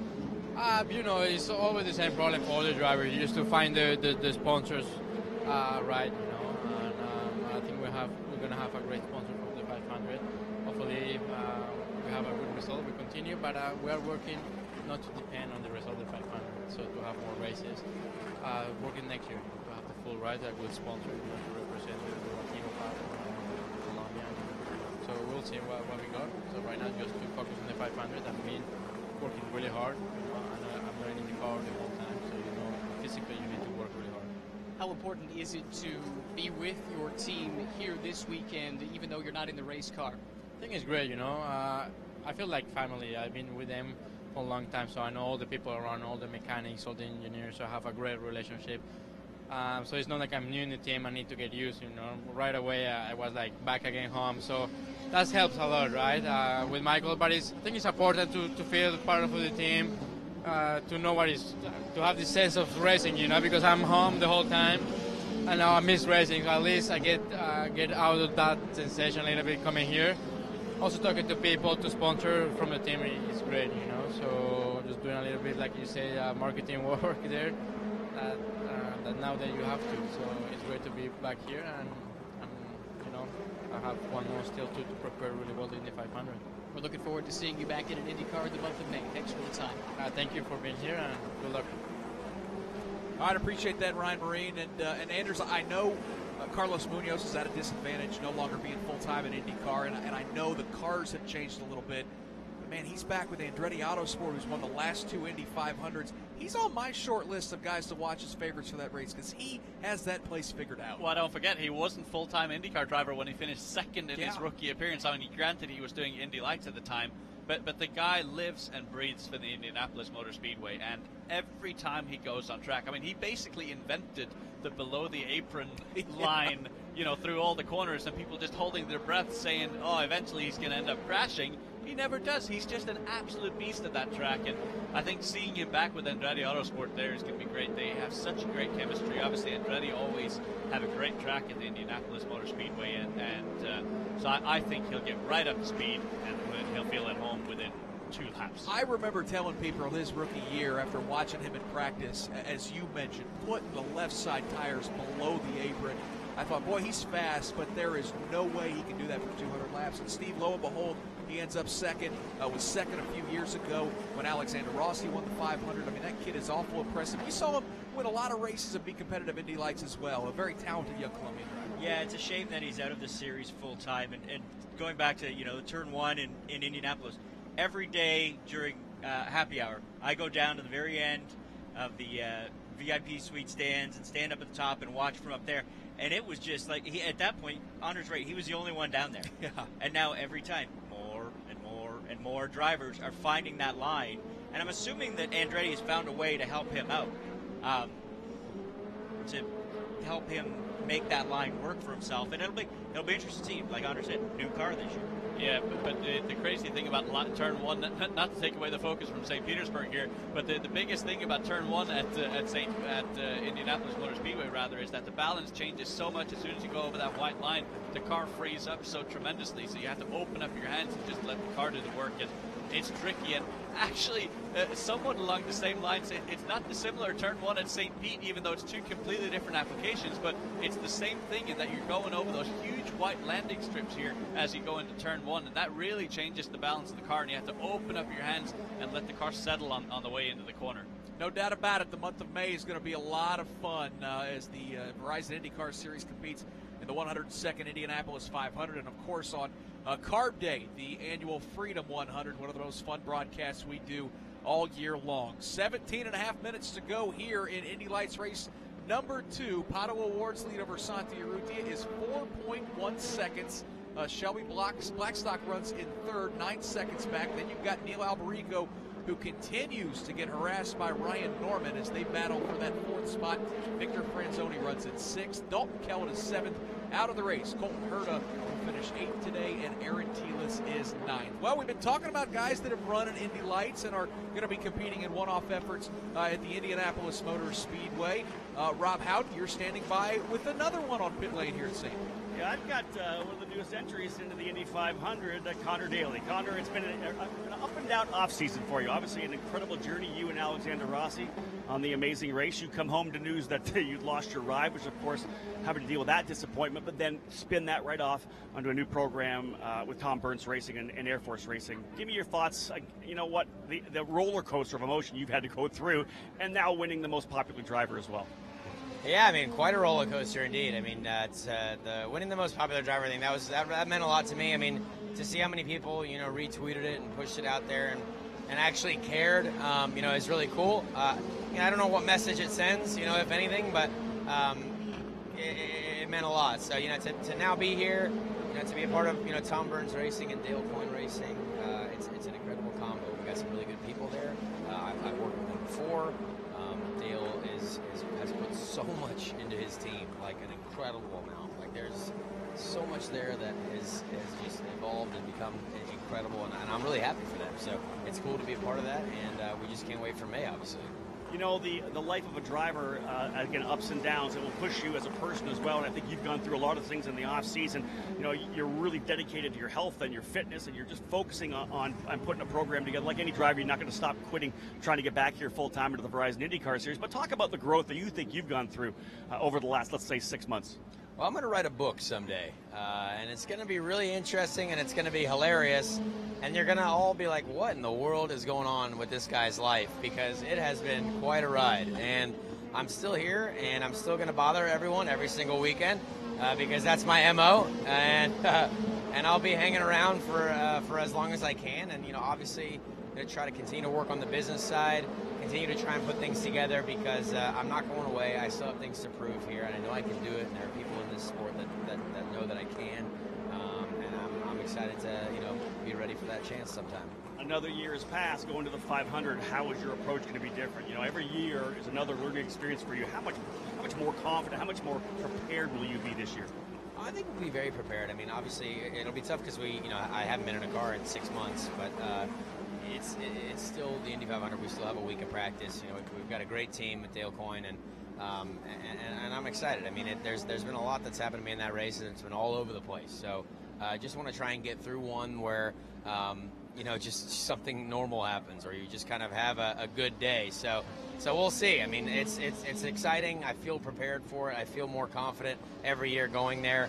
And it sounds like there's going to be a lot of cars, and that's going to be really, really cool. And we all look forward to seeing you at the Speedway in May. Thank you so much. Nick Yeoman, there's Connor Daly back at the 500 for another year. I'm looking forward to seeing Connor back in a car, and looking forward to reading that book that he says he's going to write. I know that young man probably have a lot of stories he can throw in. I will read that thing cover to cover probably 4 or 5 times. No, I love Connor Daly to bits, and so glad to see that he's got a ride for the 500, and hope that he has a solid month of May. And he is pretty spot on when he says he's had some topsy-turvy stuff there at the Indianapolis Motor Speedway.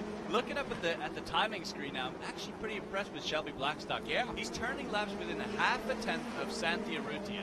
And again, I keep coming back to the fact that he's been out of the car for so long, and to just come right back and run in podium contention now 30 laps into this race, and still physically be okay, still mentally be okay, still being sharp and not making mistakes, that's mighty impressive. It really is.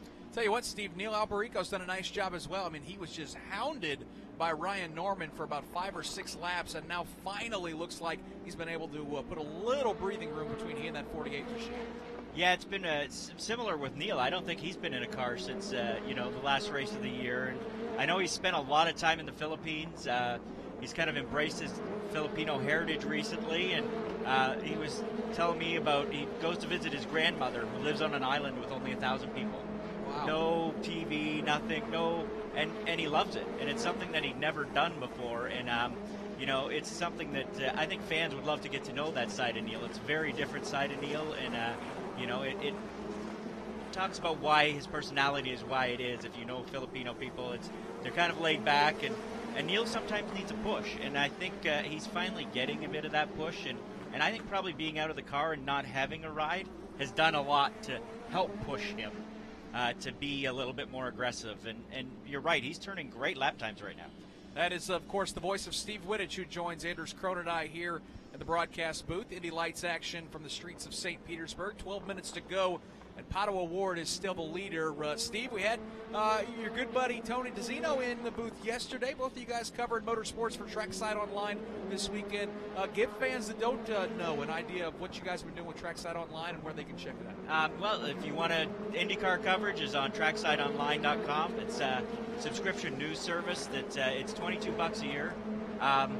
We hope you find it worthwhile. We try and cover the stuff that no one else covers. Everyone sort of covers the same thing. We'll go and find out, hey, why did the guy finish 10th when he was running 5th? That's the type of stuff we do. And then with our ladder coverage, a TSO ladder presented by Cooper Tires. We had Cooper Tires come on this year to help us out, which we really appreciate. That's free to read. It's at tsoladder.com. And you can subscribe there to get the news to your inbox as well. But we love having everybody join us at the track. And we try and add a little bit of color to our updates. We stayed on a boat this weekend, so we've kind of had some updates from that, and it's been a fun weekend here. Some of the stuff you teased to me about covering the Indy Lights Series, talking about our leader PATO Award and the relationship and the team that he's now running for Andretti Autosport and some of the crew members with that organization. Yeah, as I got to Homestead 2 weeks ago at testing, I walk up and down pit road during the first lights practice, and I go, okay, here's the engineer. I know all the engineers, and I get and they were the very last car, and I'm like, oh wait, there's an engineer I don't know. So I went to Rob Edwards, the team manager, and I asked, okay, who's this engineer? And he told me his name was Mark Bryant, and as we know, Andretti has a relationship now with the Australian supercars team, Walkinshaw Racing. Well, Mark came from Walkinshaw Racing. Doesn't have a ton of open wheel engineering experience, but they wanted to bring him over here to kind of open up his eyes and also to bring a fresh perspective to what they're doing with Indy Lights. They've got guys like Doug Zister and Len Pascas and Joe D'Agostino at that team who, they can help him get the baseline, but then he's going to add something that no one else has seen, which is an interesting approach, and it's obviously working. I was going to say, Anders, first weekend for him, first full-time season now for PATO Award, and boy, it seems like those boys prepared to go 2 for 2 here with under 10 minutes to go from St. Yeah, and he just set the fastest lap of the race as well to add to that, so he's clearly finding a very good rhythm. And the biggest thing right now is for him not to be disrupted and not to start relaxing, because oftentimes. Let's go to Jake Query. PATO Award, just as you were saying, that overshot turn number 4, that allows Santi Urrutia to get by. That car now is under power. He's right in the middle of the turn, and that Team Pelfrey duo narrowly missed getting around him. And PATO Award, just when he had a 5-second lead now, has come to a complete stop. Dalton Kellett, the back of the field, gets by. PATO Award is stalled just exiting turn number 4. Holy smokes, if you're up front today, it is a bad spot as Santi Urrutia has now inherited the lead with 9 minutes to go. And Anders, Jake's right, that car it's dead in the water there at the exit of that corner. No idea what happened, and I was just saying as he gets it going there, that he's in such a good rhythm right now that he doesn't want to disrupt that by starting to relax, even though he's got such a big gap. So it'd be interesting to see if he was actually over pushing or if he was a little bit too relaxed maybe, or if there was something mechanical going on with the car. Jake Query, that is unbelievable. The leader goes from the front of the field to the tail. Merely an observational conjecture here, but it appeared as though he simply overshot the turn. Then in realizing it and getting his car turned around, I think he knew that trying to get back in was going to cause a problem with Santi Urrutia at full song going into the turn. He let up just a bit. I think that stalled the engine. Then he had to wait, let everyone pass, and then finally got fired back up again. That's at least how it appeared from up here looking down on it. But I can only imagine that feeling in the cockpit sitting for PATO Award and watching that entire field go by. Anders, you're in agreement, and that was a very, very dangerous. It was very close with those Pelfrey cars. Yeah, exactly, and it's a terrible feeling because you want to get going to not lose as much track position as possible, so you want to try and hold that. But yeah, he was lucky there, and it was actually good heads-up driving for Shelby Blackstock to not drive into the side of PATO. But man, that's so easy to do, and it's so difficult to get these things turned around when the rear tires are hot. It's difficult to get the tires to spin and get the car spun around again. So very, very easy to stall it there. And then, as Jake rightly said, he then had to slow down for Santi Urrutia, who was coming. So yeah, what a disaster. Joel Sebastianelli, he led 27 laps today. Pato O'Ward now buried down in 7th position. Yeah, we may not know the whole story until we actually get a chance to talk to Pato after the race. Same thing for the crew, too. I was watching their reaction in the pit stall when it happened. They were in utter disbelief, shaking their heads. And when you asked what happened, same response, not a verbal response, just shaking the head. So it would seem as though everything Jake said, he had a bird's eye view right there. It seemed to be what happened, caught everybody by surprise. And Steve Wittich, think about this for Belardi Auto Racing. I don't want to hand the win to Santi Urrutia because Lord knows I just about did for Pato O'Ward, and we saw what happened. But from tears to joy in victory lane if Santi Urrutia is able to salvage what's been a very disappointing weekend for them. They have had a rough weekend. They had a lot of repair work on Santi's car after an incident he had in turn 3, and then obviously we know what happened with Thielitz. And Santis hasn't been overly happy with his car all weekend, but like Anders said before, he's definitely matured, and he knows he needs to just take what the car gives him, and it appears that's what he's done this weekend, and it's going to pay off for him. The old Santi might have pushed too hard and made a mistake, and that could have been, 6th, 7th place finish. He could end up with a win this year.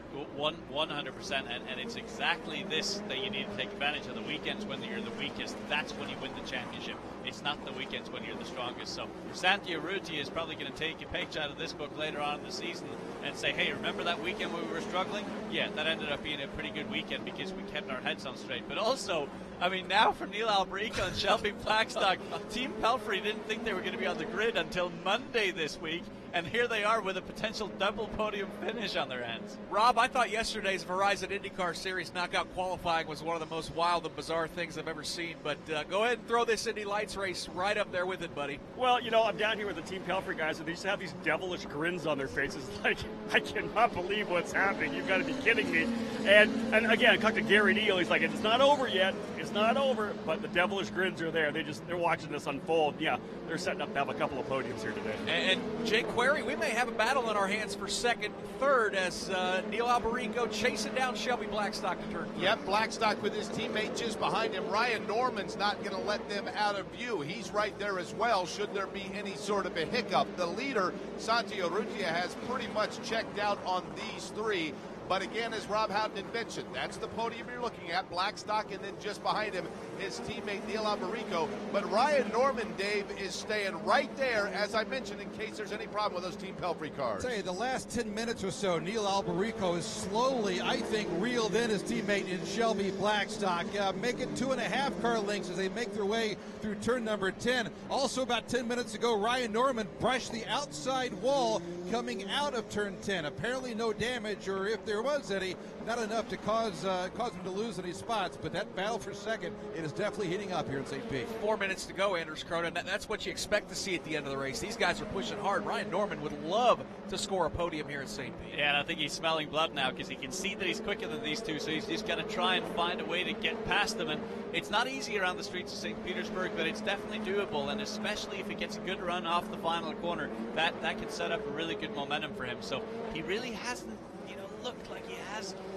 found that right place to really overtake her, where he's particularly much stronger than the two Belardi or Pelfrey cars ahead, rather.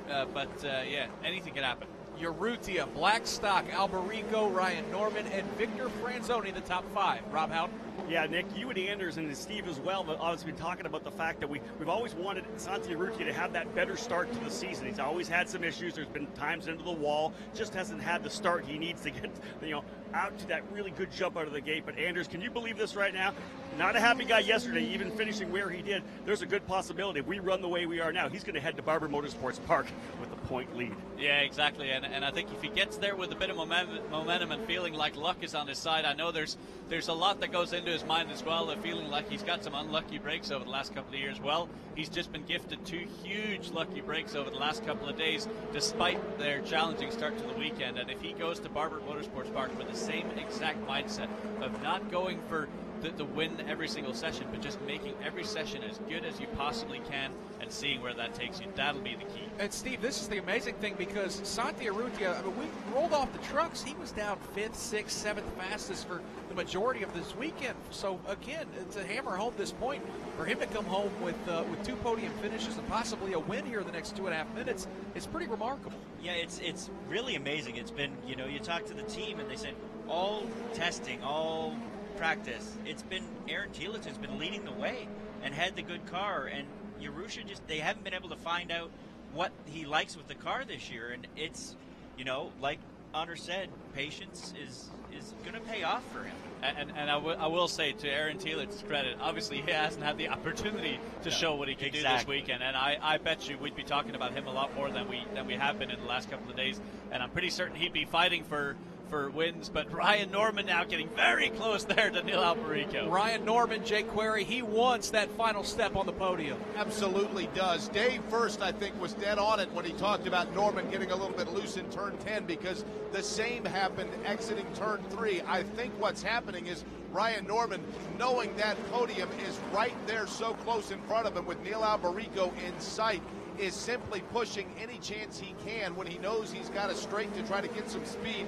Dave, it might have cost him just for a split second in turn number 10, but he's going to try it again here on Neil Alberico. He's going to try. He's about 3 car lengths. Now make it 2 as he does close in on Neil Alberico. Again, Shelby Blackstock leads that trio. Shelby eyeing just his second podium in some 2.5 years, Nick Yeoman. Meanwhile, the white flag is out for Santi Urrutia. His lead on the previous lap was 11.9 seconds. All eyes, though, are going to be on that battle for 2nd, 3rd, and 4th as Shelby Blackstock has it. And now Neil Alberico, he's going to have to go on defense. Here comes Ryan Norman. He'll pop to the outside. They'll go side by side. Norman tries to duck to the inside. He makes contact with the right rear tire of Alberico. That's going to stall out that chance. Meanwhile, up front, though, Jake Query, Santi Urrutia, well on his way to a victory. Urrutia with a huge advantage. All he has to do now is keep it clean in that Team Pelfrey combo of Blackstock, and then behind him Alberico will round out the podium. But Santi Urrutia on his way now to victory lane, Dave.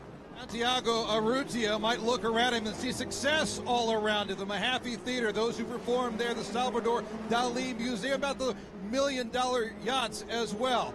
Success is earned, maybe given a little luck here and there. Santiago Urrutia winning race number 2 here at St. Pete. Out of turn 14, Santi Urrutia goes to victory lane. Shelby Blackstock coming through turn 14. He's going to come home with a career best 2nd place finish, but Neil Alberico has a flat tire. Ryan Norman has a broken wing, but Norman gets around him, and Norman is going to come home in the 3rd position. This is incredible as Alberico has to limp that car home. Anders, it's fitting. I mean, what a wild, wild race. Congratulations to Santi Urrutia, though, certainly. Huge win there for Santi Urrutia, and boy, do I feel bad for Neil Alberico. Ryan Norman was trying to go for the high-low exiting turn 1 and just smashed into the back tire of Neil Alberico and punctured that tire. So you damage for Ryan Norman, but he obviously gets it home 3rd, and Neil Alberico had such a nice run all day long, staying out of trouble, and then to have that happen on the last lap when you're finally back in the car, that's devastating, absolutely devastating. But on the exact opposite of that, Santi Urrutia has got to be ecstatic. His first win ever in the streets of St. Petersburg. Steve Wittich, they give you something to write about here today? Yes, just a little bit. You know, it's amazing with 9 cars with you how exciting you can really be. I'll tell you what, great job by everyone on board. We apologize, not going to be able to bring you any post-race interviews because we are right up against the window. Coming up here at the top of the hour at noon Eastern time, live coverage of the Verizon IndyCar Series Firestone Grand Prix of St. Petersburg. My thanks to everyone behind the scenes, all the guys out on the course and down on pit lane. Again, congratulations to Santi Urrutia, the winner of race number 2 here on the streets of St. Petersburg. For Steve Wittich and Anders Crone, my name's Nick Yeoman. Again, we'll talk to you at the top of the hour for the first Verizon Petersburg. Obviously, St. Petersburg, proud host of the 2018 Firestone Grand Prix of St. Petersburg. While you're here, enjoy the race and enjoy the great Sunshine City. Still more activities to come. Let's begin pre-race for the Pro Mazda Race and send things down to Tony Laporta. Tony? Thanks a bunch, Michael. We're getting ready to go road to Indy racing one more time here in St. Petersburg, Florida. It's kickoff weekend to the 2018 season, and it's time for race number 2 in the Pro Mazda Championship presented by Cooper Tires. Race 1 yesterday went to this young man right here, Rinus van Comtout. We call him Rinus VK because it's just a bit easier to say. Rinus, congrats on scoring the first win in the championship yesterday. You're starting race number 2 from the pole position. How do you feel right now sitting down here on pre-grid?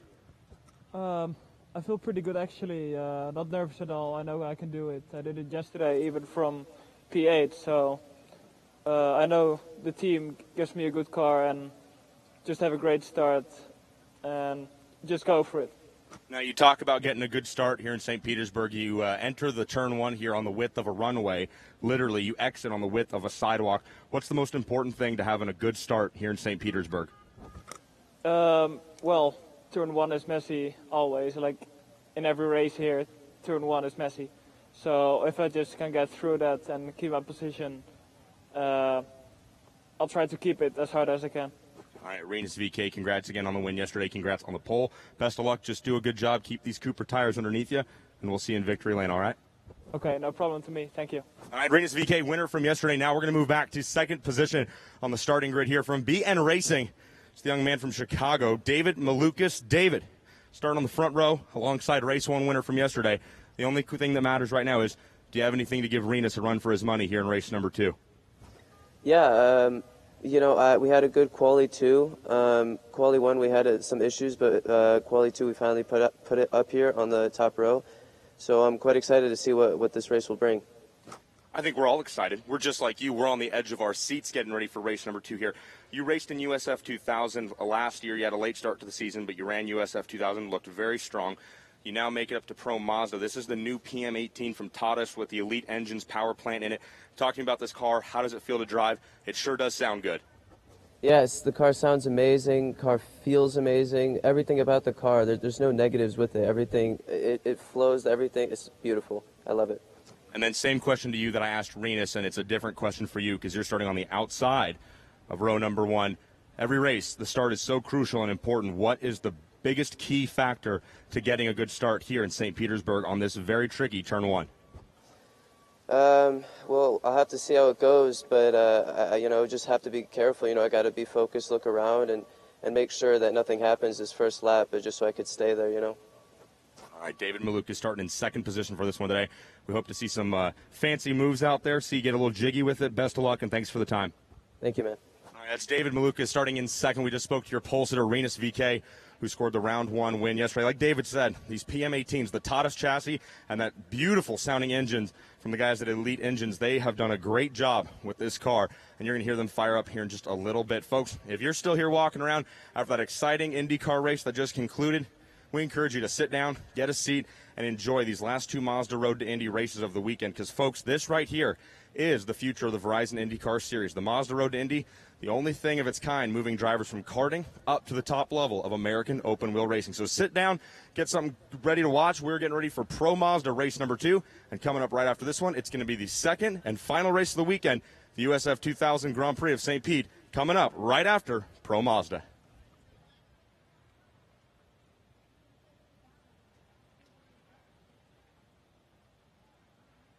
Well, thank you, Tony Laporta. We will hear from Rob Howden and begin the rest of the pre-race festivities. Let's hear the starting lineup and go from there. Going to be an exciting race. Rob Howden, take it away.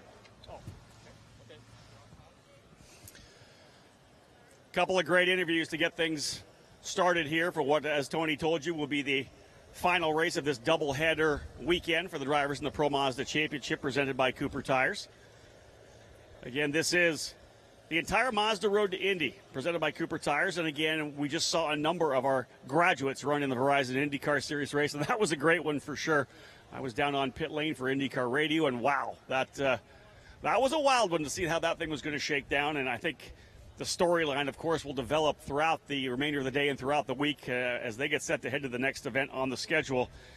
We've got some rivalries already rolling in here. I think the big thing was maybe the success and the speed of the rookie drivers. A tremendous run by Jordan King. He was great, showed great pace off the start. Matthias Lace was right in there as well before gearbox trouble sent him to pit lane. But it was that KG veteran, Sebastien Bourdais, and his team at Dale Coyne Racing with Vassar Sullivan who were able to play the strategy correct, get themselves in the position to go for the race win when the contact happened between Robert Wickens and Alexander Rossi. A wild finish for sure in the Verizon IndyCar Series race.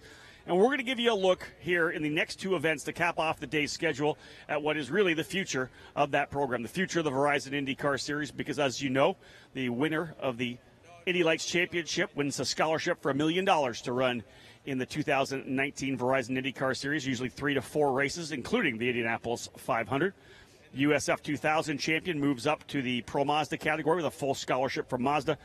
And similarly, like Victor Franzoni last year, who won the Pro Mazda Championship, he moves to Indy Lights, a scholarship worth almost $800,000. We have 16 drivers in the field getting ready to go here in the Pro Mazda category. Again, it's been a long weekend for these drivers. They were on the racetrack first thing Friday morning. They had a qualifying run Friday afternoon. They were again on track very early, 8 o'clock in the morning on Saturday morning ahead of race number 1. And they've been waiting since yesterday afternoon to get back on the racetrack. They've been patient here throughout the day. They got a chance to watch the Verizon IndyCar Series race, but now they had to put their head on. During that Pirelli World Challenge, they took the opportunity to get themselves refocused. Chance to sit down and talk to the driver coaches a little bit, go over maybe some of the mistakes they may have made yesterday. Of course, the engineers, with the information they've been able to get from the young drivers during the debriefs, they have made some technical changes to the cars, whether it be balance, spring, shock, whatever it may be. They've tried to develop what they think will be a better package from the one they had yesterday.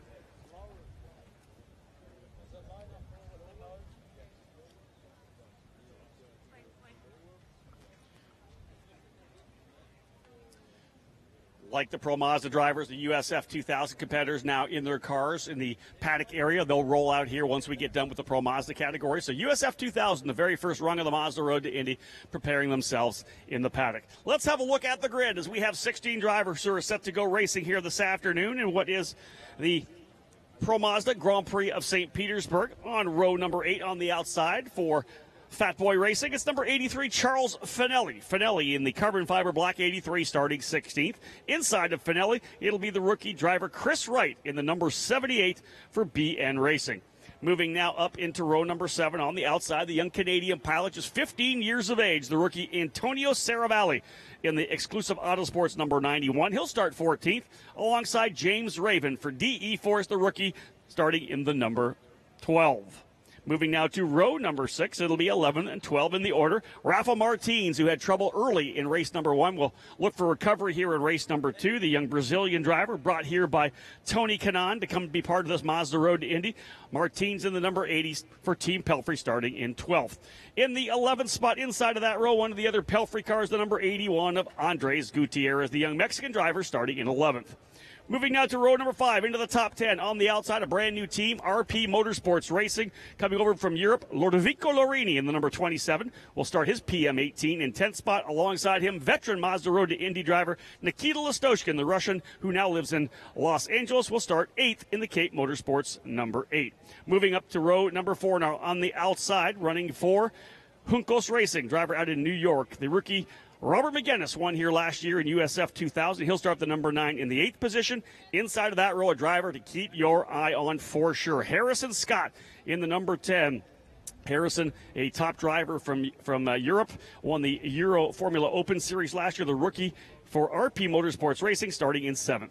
Row number 3 will see the young Canadian, 3 times the winner last year on the podium in race number 1. Parker Thompson for exclusive Autosport will be on the outside of row number 3. The rookie moving up with exclusive as they take their first laps here in Pro Mazda. He'll be in the number 90, the driver out of Red Deer, Alberta, Canada. Well, on the inside of row 3, Carlos Cunha in the number 1 for Juncos Racing. He'll start in the 5th position.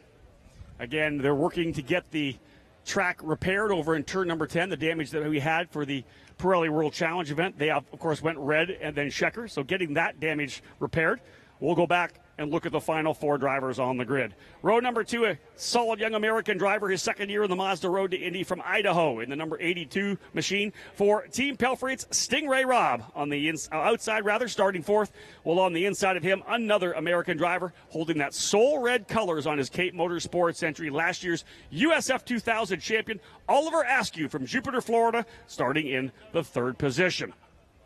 16 drivers in the field. We'll put 2 on the front row, and they are 2 good ones. second-year driver in the Mazda Road to Indy, graduated from USF2000 last year. Both of these drivers just 1 year in USF2000 before making the move to Pro Mazda. On the outside from Chicago, Illinois, in the BN Racing number 79, David Malukas, starting on the outside of the front row and on the pole position here today, looking to get his second win. Scored his first Pro Mazda win yesterday, looking to sweep the weekend here in this category. In the Juncos Racing Jumbo-sponsored number 2 machine, your pole sitter, Rinus VK. Once again, it'll be VK and Malukas on row 1, Askew and Robb row 2, Cunha and Thompson row 3, Scott and McGinnis row 4, Listoshkin, Lorini row 5, Gutierrez and Martins on row 6, Raven and Saravalli on row 7, Wright and Finelli on row number 8. 16 drivers getting set to go. I have the Cooper Tires girls down here with me to get things underway. All 16 of these drivers ready to flick the switch and fire things up. Ladies and gentlemen, here it is, the call to fire these drivers. Thank you. On behalf of everyone at Cooper Tires, drivers, start your Mazda engines. Engines fire down here on pit lane. Ladies and gentlemen, we are set to go. I'll throw it back up to my announcing partner, Michael Young. Thank you, Rob Howden, getting ready to go. Second race of the weekend for the Pro Mazda Series, presented by Cooper Tires. Stout field, Rinus VK, as he had said in his interview, started middle of the field, race number 1, was able to come home victorious. Going to be potentially a little bit easier for Rinus in race number 2. He starts from the pole. Then again, David Malukas finished on the podium yesterday. Third place finish for him. Oliver Askew, the reigning USF2000 champion. He finished 5th yesterday. We'll start on the inside of row number 2. Stingray Robb to his outside. Carlos Cunha had a great run yesterday. He finished 4th. Parker Thompson finished runner-up. He'll start on the outside of row number 3 again. Harrison Scott, a strong run. We'll keep our eye on him in row 4 with Robert McGinnis. Nikita Listoshkin and Ludovico Lorini in row number 5. Andres Gutierrez and Martins. Rafa Martins, row number 6. James Raven. Antonio Saravalli in row number 7. And it's Chris Wright, Charles Finelli wrapping up the field. Been a tricky day today, as we saw at the beginning of the Verizon IndyCar Series race, the Pirelli World Challenge race, Indy Lights race. Turn 1 has been a bear for all of these drivers. 16 drivers making up this Pro Mazda field. Will they be able to negotiate? Turn number 1.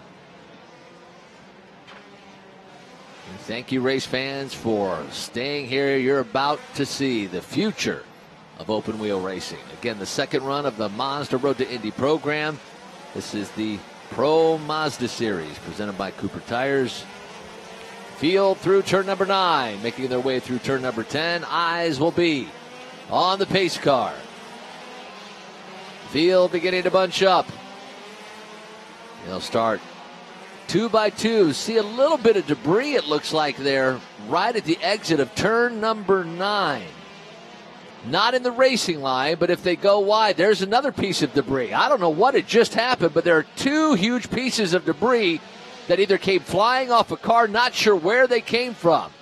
We'll see if we get a green flag this time by, but as I said, that not in the racing line, but 2 huge chunks of debris we'll keep our eye on at the exit of turn number 9. Pace car in, here to call the start of Pro Mazda race number 2. The voice of the Pro Mazda Series, Rob Howden. Thank you so much, Michael. Again, Rinus VK on the pole.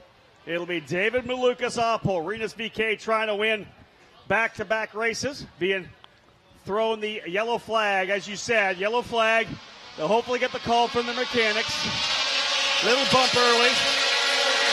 Drivers off the throttle now. Again, Michael, drivers all anticipating the call. You know they were getting the radio communication from their mechanics and their engineers, but you're coming out there, you're ready to roll up, you're fired up and ready to go. Well, it was interesting. I was watching the field roll down out of turn number 9 on the north end of the track there by Pioneer Park, and I saw just a bit of clag or debris right off the racing line. Then all of a sudden, out of nowhere, this huge piece of debris, almost like it was a rear wing main plate or something. And that, oh, there it is. Looks like the cowl, the front shock cowl. Yep.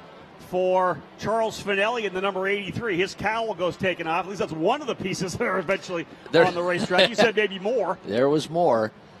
But, yeah, as they were coming down that portion of Bayshore, I saw this just piece fly off, and that is indeed the cowling. And there's a piece of something right there. Is that a tree? That looks like a limb, maybe. It's like a branch of a tree. Came off. Yeah, why not? That's completely different. But definitely one of the carbon fiber shock covers in the middle of the racetrack. Our AMR safety crew quickly being dispatched to pick that up. And ideally, if they're able to get off into the right spot, they're going to be able to head on in. They don't grab the piece of branch that's there. That'll probably just get blown away by the wind when it comes through. But otherwise... Or run over.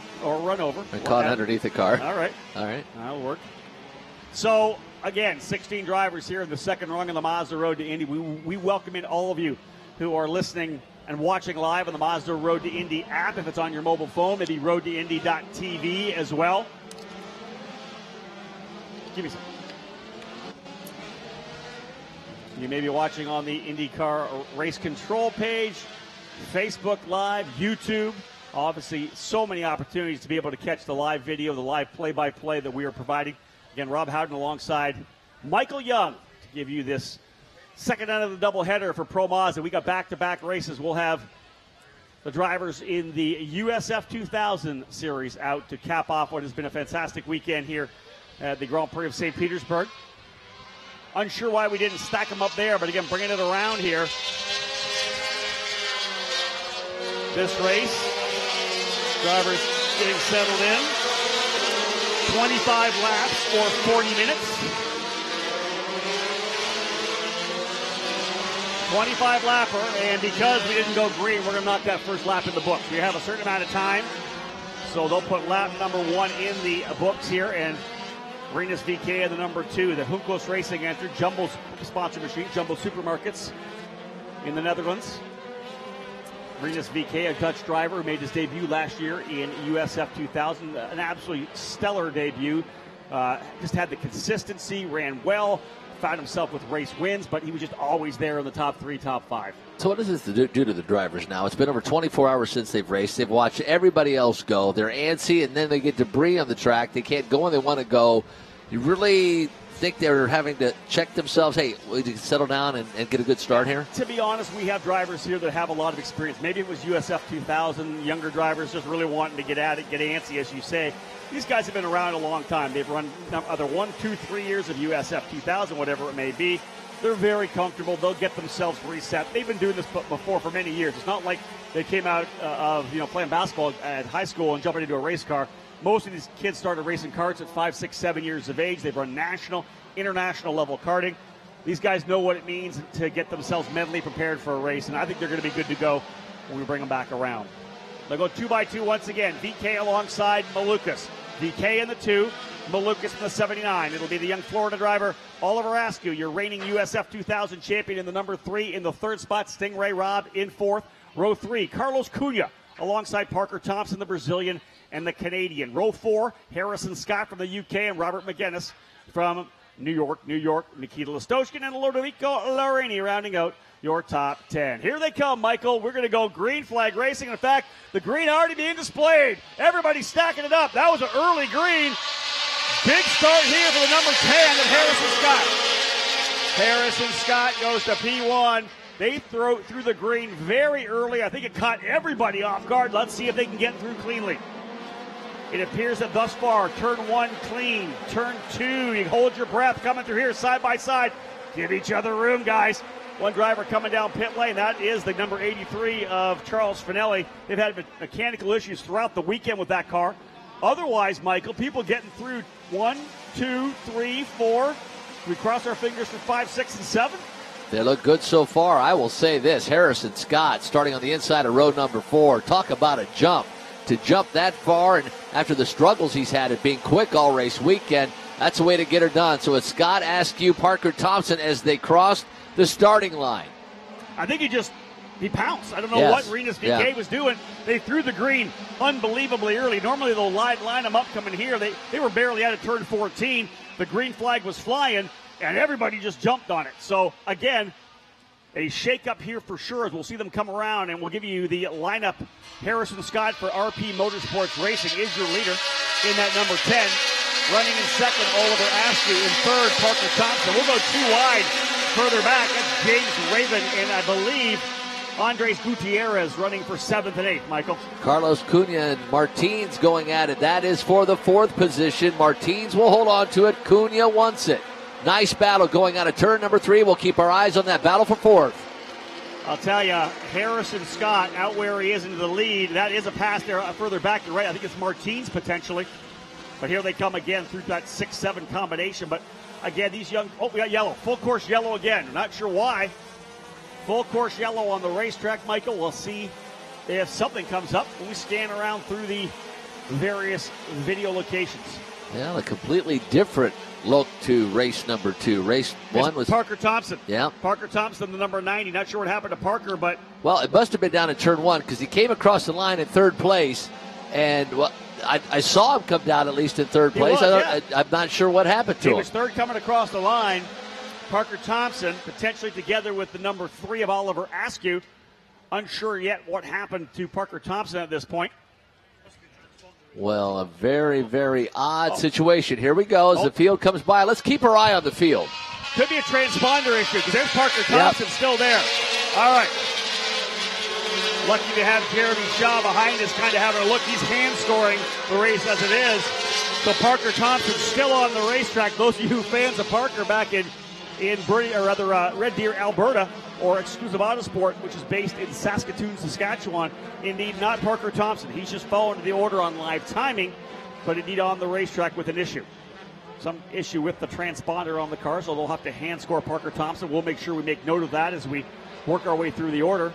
Yeah, I thought I saw him go by. McGinnis on pit lane, currently running in the 14th position. Actually would be 15th position because they have Parker Thompson scored as 15th, but he is currently on track. Indeed, if it was McGinnis, we may have had some kind of an issue on the racetrack, potentially debris if he got into the wall. Again, you said we saw him come down pit lane. So again, Robert McGinnis, the driver for Juncos Racing, in the number 9 into pit lane. He will be classified now 15th position. Finelli already out of the race as well after just the first couple of laps. So again, not the start we were looking for. First and foremost, the start was a little chaotic. That green flag came out very early, caught everyone off guard except for Harrison Scott. His crew getting on the radio, I'm sure giving them the screaming green, green, green, what you yell into the radio for the driver to go. He got on the throttle, pulled to the inside quickly, and just started grabbing gears. So, but both he and Parker Thompson. Yeah. Parker Thompson starting back in the field as well. Parker started on the outside of row 3. Harrison Scott on the inside of 4. So both guys doing a good job on the start there. The guys in the back, the RP Motorsports racing drivers, Harrison Scott and Lodovico Lorini in the number 27, both getting great jumps. Scott goes to first, Lorini to fourth, Parker Thompson up to third, Askew in second. Rafa Martins, he started deep in the field as well. In 12th, he was able to move his way up too. So, well, we're bringing the field down the front straightaway and onto pit lane. Curious, we red flagged the race right now. So I have a sneaking feeling that they didn't like that start. I think that potentially they didn't like the start. We had one of our guests up in the flag tower may have thrown the green a little too early. They tap him on the back to go green. I have a sneaking feeling that our race director said, you know what, that was not a fair start. We didn't like it. We're going to reset and do it again. That's unofficial. I'm not sure if indeed that is the case. It's odd that we would be red flagging with everybody that we've at least made note of that are still on the track. There's no real sight line of anybody having a horrific incident that would cause a red flag. So again, drivers all coming down here. We'll get the update when we know. It sounds like they may be reviewing the start under that full course caution. So indeed, yeah, it looks to me like they are going to review this. Good possibility that we may be going to a full and complete restart to order everybody back in position. We are not. That's not official. We'll wait for the call that we can get from race control. But again, all the Pro Mazda drivers have been brought back down pit lane, and we'll see what the race control elects to do here. And it'd be nice for our own edification if they could maybe take a wrench and bang on Parker Thompson's transponder just to see if they could get that working as well. I know that's not the proper way to fix a transponder, but certainly difficult to keep an eye on Parker as he's running up there in the third position, but being scored in 14th. So getting word from our stewards that potentially an issue in race control at the start. So what I'm thinking is if we're going to try to go on a fixture just to try to kind of fill some space, I'm thinking that they likely did not give the call for the green. The green essentially was thrown by the guest that we have up in the flag stand throwing that green flag. So, again, we are going to reorder. We're going to do a full and complete restart and reset this race from the get-go. And you can't blame the guest up in the flag stand. That is one of the most exciting things you could do, flowing the green flag for any race. And, of course, the delay, then the one to go. So our honorary starter got really excited. Cannot blame them at all. That's a thrill to be throwing the green flag up there. But a good call by the stewards as we get things reset and start her again. So, again, they'll go back to the order that we started. Obviously a tough one for a couple of the drivers who got some pretty good starts there. Harrison Scott was able to see that green and get on it, as was Ludovico Lorini, Parker Thompson, all getting off to great starts. But, man, it stacked everybody up. They were 3, 4, 5 wide coming down the straightaway across start-finish. Oh, and you know Rinus VK screaming, hey, why are we throwing the green flag so early? That completely caught him off. But good that they all kept the rhythm because they were a mess going into turn number 1. But everybody getting through cleanly, that was really well done. If you want to throw a positive spin on it, all 16 of these drivers were able to get through that start, through what was obviously a chaotic run down into turn number 1, 2, 3, 4. The time that we all, in this program hold our breath, the collective breath, because you know that's when the contact's going to happen. Turn 2, turn 3, just so precarious as drivers all trying for the position, but normally not giving quite enough room. They did a fantastic job to get through there, and kudos to them. And a good call by race control, not waiting another lap or two to make that call. They were very decisive. They made that call, and that's the way to do things. So the call now is whether or not we go back to a double file restart, or if they elect just to go single file. That's something that they could easily do. Just say, we're going to go a single file restart. We'll roll you out here in the order of 16 cars, nose to tail, and you'll go green again next time by. If that indeed that happens, Rinus VK will be back at the top of the charts. David Malukas second. Oliver Askew, the number 3, in third. Stingray Robb in the 82 in fourth. Carlos Cunha in the number 1 in fifth. Parker Thompson 6th in the 90. Harrison Scott back to 7th in the number 10. Robert McGinnis. Now, whether or not McGinnis is able to repair his car at this point, he's a couple laps down. I wonder if they'd allow him to come back if it's a complete reset. Can they fix his car and get him back? That's something that would be worthy of a question down on pit lane. Nikita Lestoshin set to start in 9th for Cape Motorsports. Ludovico Lorini for RP Motorsports Racing in 10th. Andres Gutierrez 11th. Rafa Martins in 12th. James Raven 13th. Antonio Serravalle in 14th. 15th, Chris Wright. 16th, Charles Finelli. We know a mechanical for Charles Finelli. He headed to pit lane. Again, the question for us, 2 questions really. Do we go single file or double file restart? And will Robert McGinnis get a chance to be back on track? Well, and that's a tough thing for Charles Finelli, something that was not of his making, that cowling probably not tightened down before he went out, and it just took that little burst of speed there coming out of turn number 9 for the wind to get underneath there and dislodge that, and unfortunately he is sitting on pit lane. So a frustrating weekend for Charles Finelli continues. Being told 1 minute until we fire these guys back up. So we'll start it again. I think the best call, and of course not being the race steward, not trying to suggest anything, but a single file restart seems to be the way to go. But we will see what the call is from race control. These drivers, one of the oddest starts they'll maybe see in their open wheel career. The oddest I've seen. It's been an odd one, at least for this weekend, with the loss of that cowling on Charles Finelli, and then we throw a green flag after one extra pace lap and bunch the field up, and they run a lap, and then we throw a red flag, and we're starting all over again. Now I wonder how their patience is going to be, especially if you're a guy like Harrison Scott or Parker Thompson. Hey, I was all the way in the back. How are you taking these positions away from me? Let's revisit that question, because when you ask it the first time, the answer is pretty clear. Right. Yeah, it's been a while. They had to go racing again. So I'm just getting an update here, actually, that it feels like that maybe the green was thrown early by the actual starter in the flag stand. Then, of course, the guest starter throwing it as well. Whatever happened, the flag came too early. But back to that question, and they had a couple of laps rolling around because there was a caution. They're all able to handle that. You're right. You've gone from being relaxed and then from being into full race mode and then back again. That's good. If you're at least some of the younger drivers, so you're looking at a kid like Antonio Ceravalle, just 15 years of age. Some of these younger drivers, 15, 16, 17, that could shake you up a little bit because you've already fired yourself up, you've been ready to go, and you've got right into it. That's a tough one. And to add to that, you've already done this once, and you think, well, I've already gained 7 positions once. I can do it again, not realizing that all of these other extenuating circumstances have played into it. Well, Rob Howden, we will keep our fingers crossed. How does that sound? The second rung of this Mazda Road to Indy program, race number 1 was fantastic.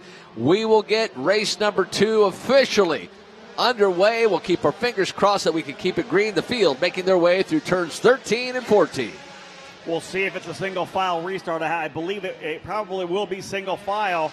It'll have Rinus VeeKay out front, and that actually plays kind of into his favor because he won't have someone drag racing him down to the line. He'll eventually have some issues because they'll obviously be there in the draft.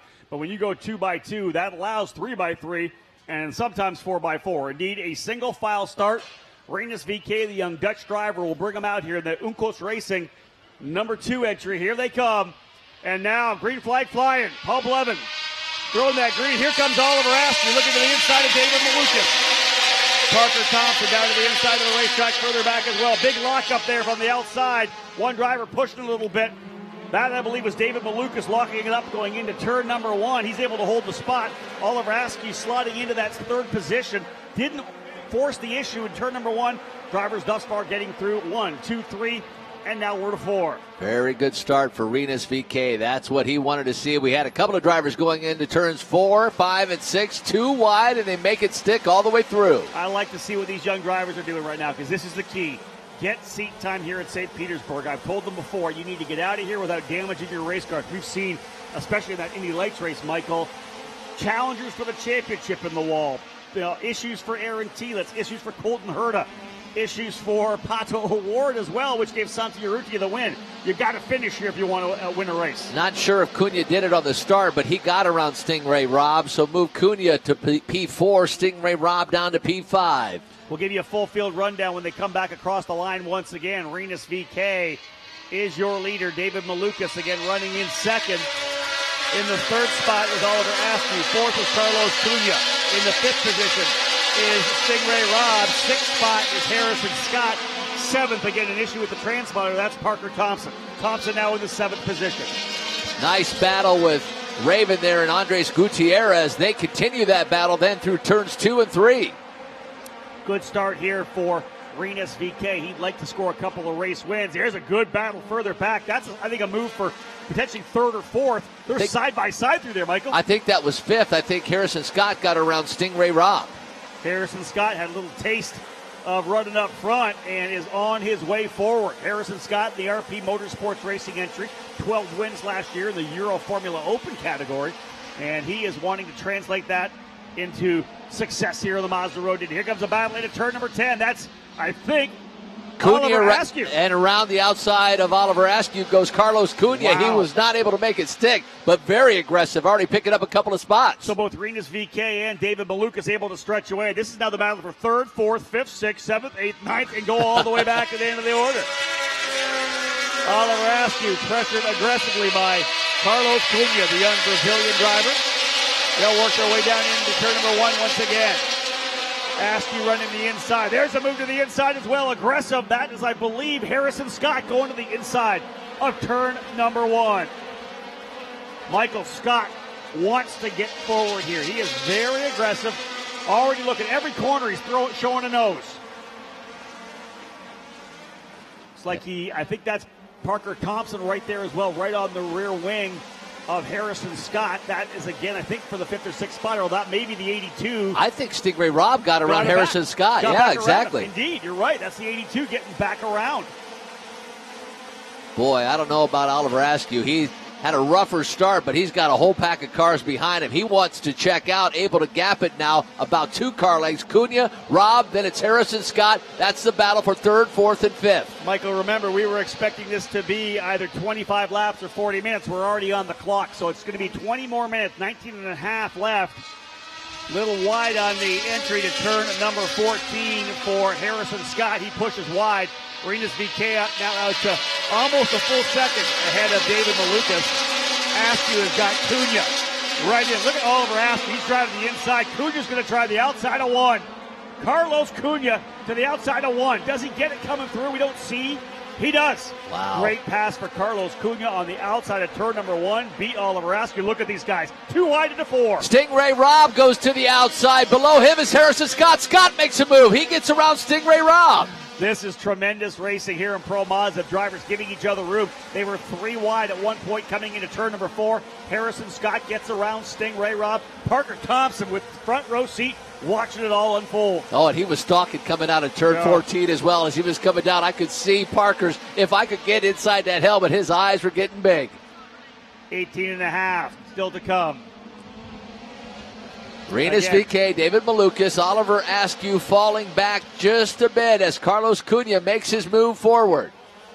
Here comes the field out of turn 14. Rinus VeeKay, following him is David Malukas, but here's the battle, Rob Howden. I like it coming up the straightaway. Carlos Cunha starting to pull away. Harrison Scott as well. Here comes Parker Thompson. Right up off the gearbox of Oliver Askew. Thompson down to the inside. Book it. He's through. Parker Thompson taking the spot away from Oliver Askew. Askew going backwards. Last year's USF2000 driver, the champion of the series, falling back now into, I believe, the 7th position. Parker Thompson now up into P6. If you're looking at live timing, an issue with Thompson's transponder. He currently runs in that 6th position. Well, once we got things settled out and we went green, this has been a dynamite race. A lot of action mid-pack as we see Rinus VeeKay checking out. He and David Malukas keeping touch with each other, but that's a great battle there. Carlos Cunha, Harrison Scott, Stingray Robb, and now Parker Thompson getting into the mix. The leaders are checking out, and we need to look at the lap times. Look at this. David Malukas, 0.4 of a second quicker than Rinus VeeKay. He's only 0.6 back. We're going to have a battle for the lead here, I think. And remember, we're not going 25 laps. We've only got 17 minutes remaining. So David Malukas doing everything he can to close up on Rinus VeeKay. But that battle, I'm loving this fight now. It's, I believe, 5th, 6th, 7th, 8th, and 9th. And in fact, Stingray Robb in 5th has been able to stretch out a little bit of an advantage this time. Oliver Askew running at 7th. And Ludovico Larini running in that 8th position. Larini behind by about 0.6 of a second. So not really in touch with Oliver Askew. There you see that battle right there, and right behind them, Nikita Listoshkin seeing a little pressure from Andres Gutierrez. 16 and a half minutes remaining. Again, watching the battle. It's kind of settling down a little bit here at this point. The battle was pretty aggressive there over the, I want to say from lap 5 to about lap 10. It's settled in. We'll watch drivers now having to battle with potentially tires. They're degrading a little bit. They're getting a little bit tired. This track, of course, much different than what they ran on yesterday. That's, I think, a key. They ran yesterday afternoon. We've had a full Verizon IndyCar Series race, an Indy Lights race, a PWC Pirelli World Challenge event. This track, radically different than what it was yesterday afternoon. It looks like Listoshkin's now got on the rear wing of Martins, so that's a great three-way battle, and that is for 9th, 10th, and 11th as they make their way out of turn number 14. We'll see that battle shaping up, and indeed, Listoshkin trying to get on the rear wing of Martins. Nikita Listoshkin in the Cape Motorsports. Number 8, the RM-sponsored car, working its way down into turn number 1. They're giving them the halfway this time by. Remember, it's a 25-lapper. We're 12 laps down, so really halfway. But, again, looking at lap times, I don't think we're going to get to the 25-lap mark. It's probably going to be a timed race. And watching what we can do here, the battle for 9th position, that's Rafa Martins in the number 80 and Nikita Listoshkin in the number 8. Last time by, pretty similar lap times. We'll look at the lead again. David Malukas chips out another 1/10 of a second. Malukas just slowly working his way up. Look at the damage to the front wing of the number 10 of Harrison Scott. Damage to the wing. That's the left side, the left side of the wing that's hanging down. These cars don't have overly aggressive aerodynamics with those wings, Michael, but it's going to be enough to upset the balance of the car a little bit, and I would not be surprised if we see some guys closing up on Harris and Stingray Robb, the first driver in line. And it might have been Stingray Robb he made contact with. They were really tight through there when they made that pass, so potential damage with Stingray Robb, not sure, but we see now the field slowly making their way down their front straightaway. That's Larini, Martins, and Listoshkin. That's a great run right there. We've got Larini, Martins, Listoshkin, Gutierrez, Raven, and Wright essentially all running together, probably separated by maybe a second and a half across the line. That is from, I think I want to say 7th back into the 12th position. Tremendous run for these drivers here who continue to try to work their way into a position within the top 10. Yeah, that's a great little battle right there.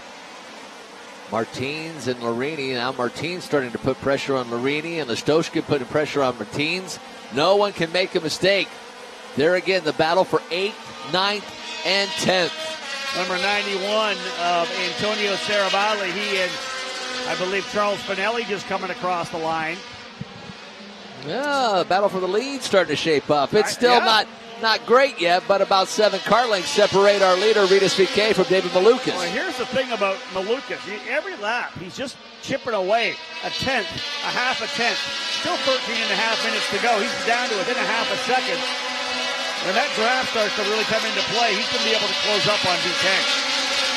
James Raven getting a really good run here on Andres Gutierrez coming down into turn number 1. Gets on the brakes a little bit later, a little earlier rather, and loses some of that time. But James Raven in the number 12 trying to work his way into the top 10. There's a 79 of Malukas, visually closer now in that DN Racing entry, trying to put some pressure on Rinus VeeKay. I don't know if you hear that knocking, but that I think is David Malukas knocking on the door of Rinus VeeKay. He has visibly, as you said, closed that gap. VeeKay last time by a half of a second advantage over David Malukas, but it has visibly closed as they work their way through the final portion of this track. Interesting thing about David Malukas is he got a late start to the season last year, didn't run here in St. Petersburg, did race in Toronto, actually got into an incident going for the race lead in Toronto. He ends up being out of that race. He hasn't got a lot of street circuit experience. Rinus VeeKay did the whole season last year, ran St. Petersburg, ran Toronto, did well. I'm really impressed right now with what Malukas is doing in that BN entry. And you got to remember, they just jumped up to Pro Mazda as well. Brand new Tatis PM18 here this year. So everybody kind of on a level playing field in terms of figuring out the setup. But BN Racing jumping up to Pro Mazda for the first time after debuting last year in USF2000. Well, the upside for Rinus VeeKay is he finishes the second half of this course in fine fashion. The first half, David Malukas is all over the rear wing. A little bit better run that time for Malukas out of turn number 9. Now they make their way through the kink in between turns 9 and 10. It's Rinus VeeKay, David Malukas, a half a second lead. That is a battle for first and second as it goes to turn 10. Interesting thing is the actual fastest driver on the racetrack now running in the third spot is Carlos Cunha. Cunha does a 109.271, almost 0.3 of a second quicker than the leaders, but he's back by 6.8 seconds. So although the car coming in, we've got 11 and a half minutes, we actually may have an opportunity to go all 25 laps.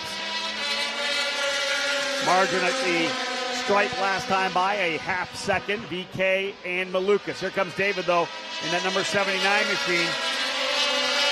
Cunha runs in third, Harrison Scott in fourth. 5th is Stingray Robb. 6th is Parker Thompson. Look at this battle further back. The 27 of Ludovico Larini.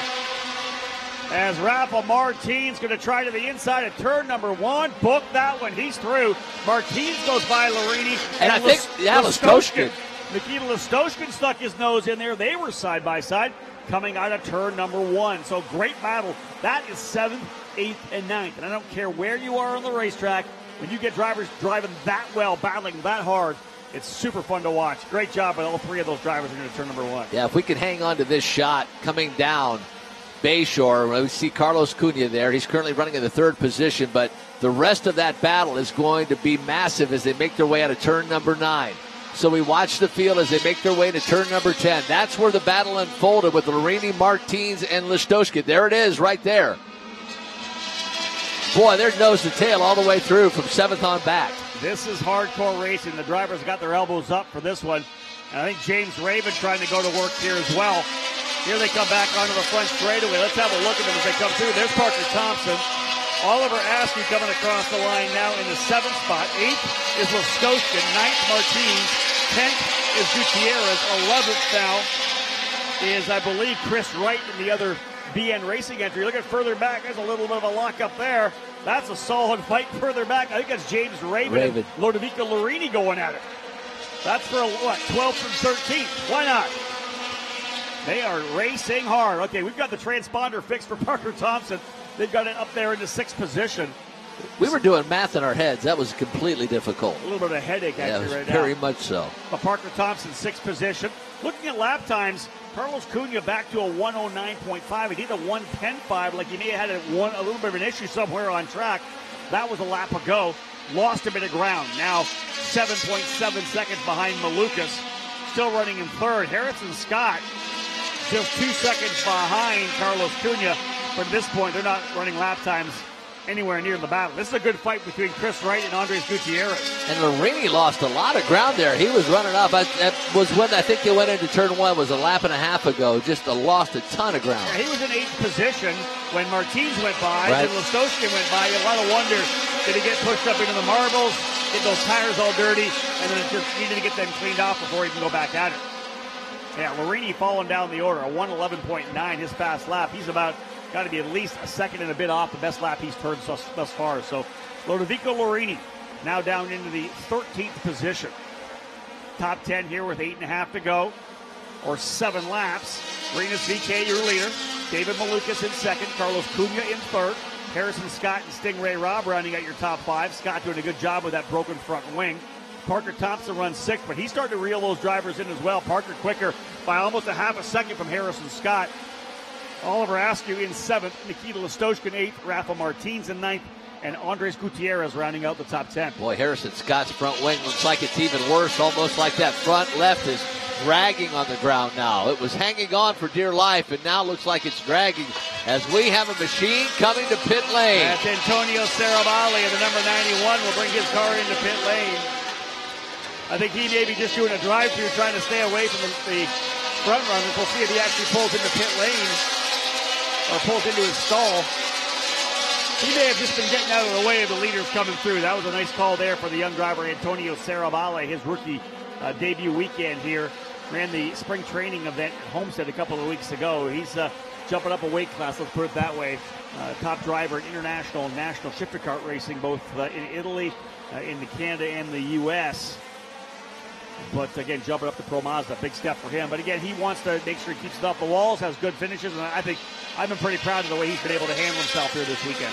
Well, this Pro Mazda race starting to resemble the Verizon IndyCar Series race. It was Robert Wickens and Alexander Rossi battling. Rossi made a mistake. Malukas was 3/10 behind VK, now a 1 second advantage for Rinus VK. So not sure what had happened to Malukas.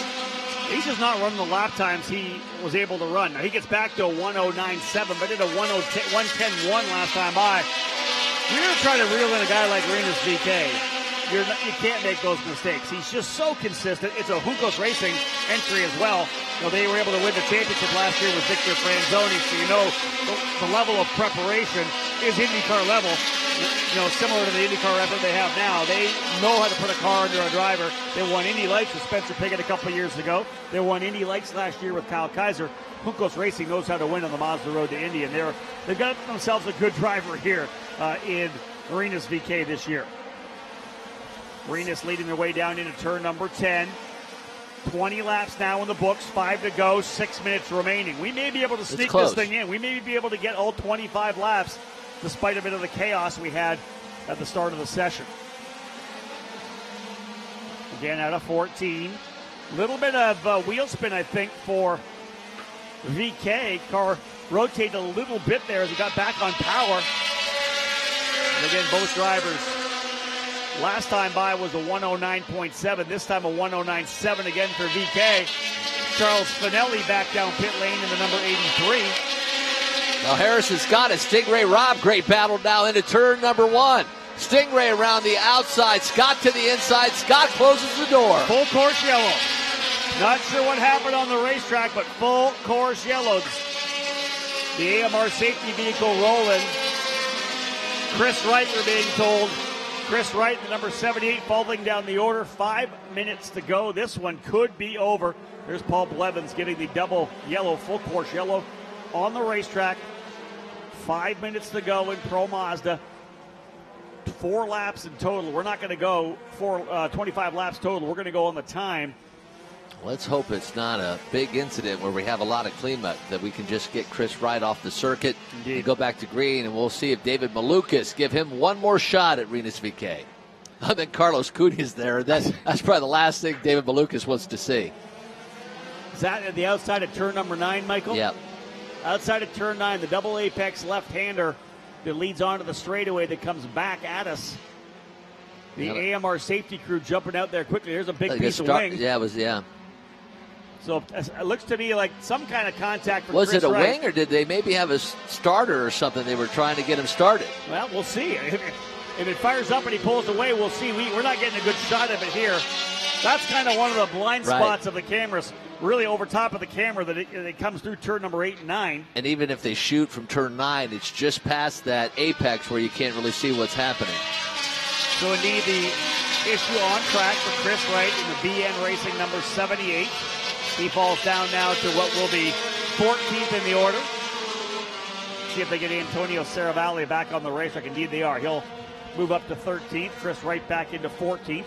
How crazy would this be if we had to go green again? After all we've been through the front end of this race, to go green one more time, I can't even predict what would happen. Didn't we see something like this in the Verizon IndyCar Series something race? like this may have happened. We will go green this time by, being told. So, of course we will. Of course. And as they work their way around, there's probably going to be, where are we here coming through, Michael? I'd say we'll have 2 solid laps, potentially 3 before this is over. Here we go. Rinus VeeKay had done a fantastic job, because David Malukas had put pressure on midway through the race, was laying down lap times about a tenth of a second quicker. At one point was a full second back, but he got it down to less than a half a second. And then I think he just peaked. The setup kind of pinnacled, and he wasn't able to do anything. You plateau there with the speed you have. Sometimes you overcooking the tires a little bit. These drivers have to take care of the tires. And I just think he kind of plateaued. There was just not enough speed there for him to close back up on VeeKay. And again, VeeKay was able to respond. As we come back around, they'll come through turn number 10. We're going to be down to right around the 2:15 when we go back to green. Probably 2 laps, maybe 3. Here we go. Rinus VeeKay is going to have to defend on the restart. David Malukas is going to get his best shot in this Pro Mazda race, the second end of the doubleheader. This will be the shot that David Malukas was hoping for. Had that not been for the yellow, I think VeeKay would have ran it through to the end. Here we go. Parker Thompson trying to get a big run here as well. They'll come onto the front straightaway. Green flag flying. We're underway. Fantastic start for VeeKay, but look further back. Stingray Robb able to get by Harrison Scott. Here comes Parker Thompson to the bottom. Scott will lock it up. Stingray Robb through, as does, I believe, Parker Thompson cleaning through as well. So add Stingray Robb holding on to 4th. Thompson able to get by Harrison Scott. Parker Thompson to P5. Looks like Nikita Skoshit's trying to do the same thing, get around Harrison Scott. Potentially that wing just failing to the point where Harrison Scott can't hang on anymore. Looked like Nikita Listoshkin right behind. Wow, a nice wiggle there from Stingray Robb. Good save from him. And look at Carlos Cunha on the charge. You see that save for Stingray? That car just jumped out on him coming through turn number 7 over to turn 8. Great save for Stingray. He holds it underneath him. But you're right. Carlos Cunha says, hey, I want second. I'm going to come after you. And away we go. Drivers work their way through turn 10. There it is. VeeKay, Malukas, Cunha. Gap back to Stingray Robb, and then Parker Thompson, P5. Final minute on the racetrack. Let's have a look down. Yeah, white flag this time by. Paul Blevins will give him the whites. This is it. One more lap. Malukas not close enough to do anything. Lineup pretty much static as they come by the start-finish line. VeeKay, Malukas, Cunha, Robb, and Thompson, your top 5. Askew in 6th. Harrison Scott falling all the way down the order. He'll lock it up again coming into turn number 1. I think that wing is almost gone off of Harrison Scott, Michael. You called it. The damaged wing starting to make things happen here. It really kind of messing it up for Harrison Scott. We'll see what happens with Carlos Cunha. I think if we're going to see any battle here at the end of the race for this podium, it might be a switch for third and second. Carlos Cunha, last time by, just a half a second behind David Malukas. Oh, wow, David Malukas with a great run out of turn number 9. He now closes in on Rinus VeeKay. This is it. We are going to see the checkered flag this time by Rinus VeeKay, trying to sweep the weekend here in Pro Mazda. A couple of victories before they head to Barber Motorsports Park in mid-April. The young Dutch driver, second last year of the USF2000 Championship. Nothing coming from David Malukas. It's back-to-back jacks for the Uncos racing driver, Rinus VeeKay, victorious on the streets of St. Petersburg. David Malukas in second, Carlos Cunha third, Stingray Robb fourth, fifth is Parker Thompson, sixth, Oliver Askew, seventh, Nikita Listoshkin, eighth is Andres Gutierrez, ninth, Rafa Martins, 10th, James Raven, 11th, Lodovico Lorini, and 12th position. The damage of that car is too much. In fact, no front wing whatsoever. Yeah.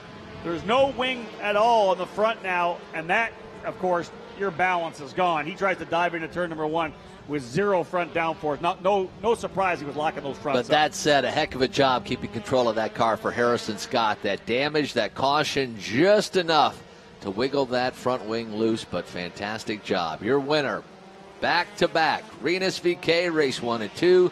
David Malukas will come home in second, and Carlos Cunha will come home third. Great run for Rinus VeeKay and a solid run for Malukas and Cunha. This championship looking very good here in Pro Mazda, but again, back-to-back wins for Rinus VeeKay. Well, our thanks to Rob Howden, and we will do more celebrating. If you're close to the victory podium stage, that's where we celebrated with all of our series throughout the race weekend.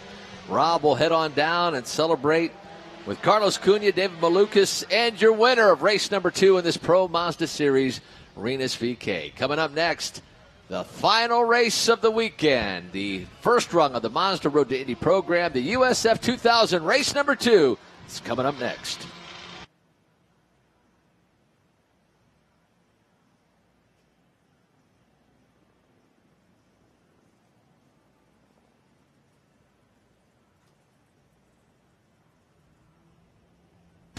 Takuma Sato, the fighter.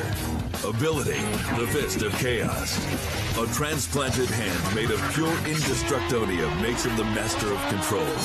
He competes to the end, grabbing victory in one hand and any darn thing he wants in the other.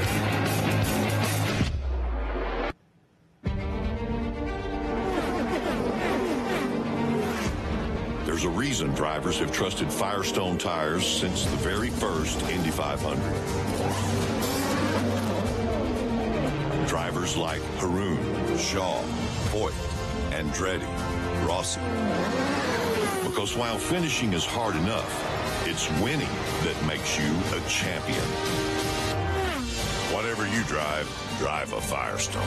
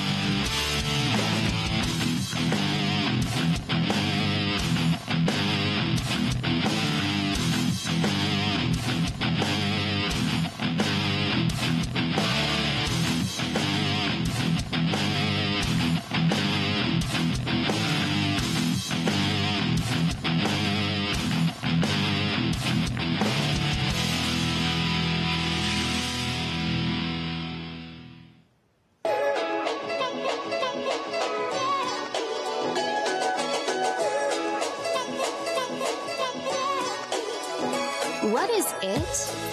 It's the vibe of life well lived. And it's happening right now in St. Pete Clearwater. 35 miles of white sand bliss and world-class culture leads you to your best day ever. Plan your getaway at visitstpeteclearwater.com. Well, what a beautiful weekend it's been. Fantastic, exciting, beautiful day today. What a great capper to a fantastic 3-day weekend. One more race to go. The first rung of the Mazda Road to Indylander. The USF2000 drivers making their way onto pit lane. We will celebrate with our top 3 finishers in the Pro Mazda race. Carlos Cunha, David Malukas, and Rinus VeeKay momentarily with Jeremy Shaw.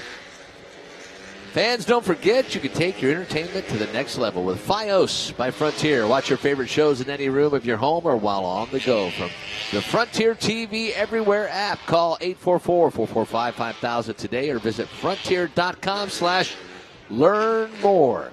Service subject to availability.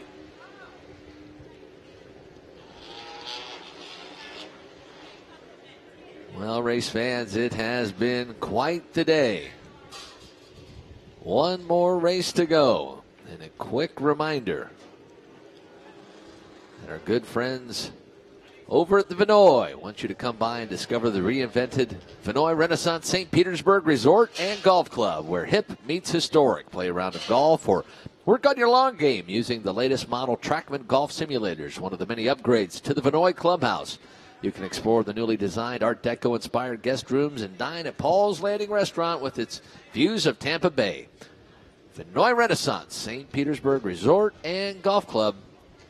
There's a new Vinoy in town. Bring new speed to your business and fuel transformation with technology from Hewlett-Packard Enterprise, an industry leader and provider of hybrid IT, secure next-generation software-defined infrastructure, and solutions to help you drive efficiencies, engage customers, and develop new business insights at the intelligent edge. Hewlett-Packard Enterprise, accelerate. What's next?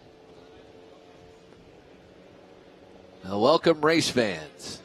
400 Beach Seafood and Tap House would like to welcome you. 400 Beach Seafood and Tap House is open for lunch and dinner daily. 24 ice-cold draft beers on tap. Fresh seafood from our shores to your table. Visit 400 Beach Seafood and Tap House on Beach Drive today. And a big thank you to the race fans. Good place to stop tonight and cap off a great race weekend.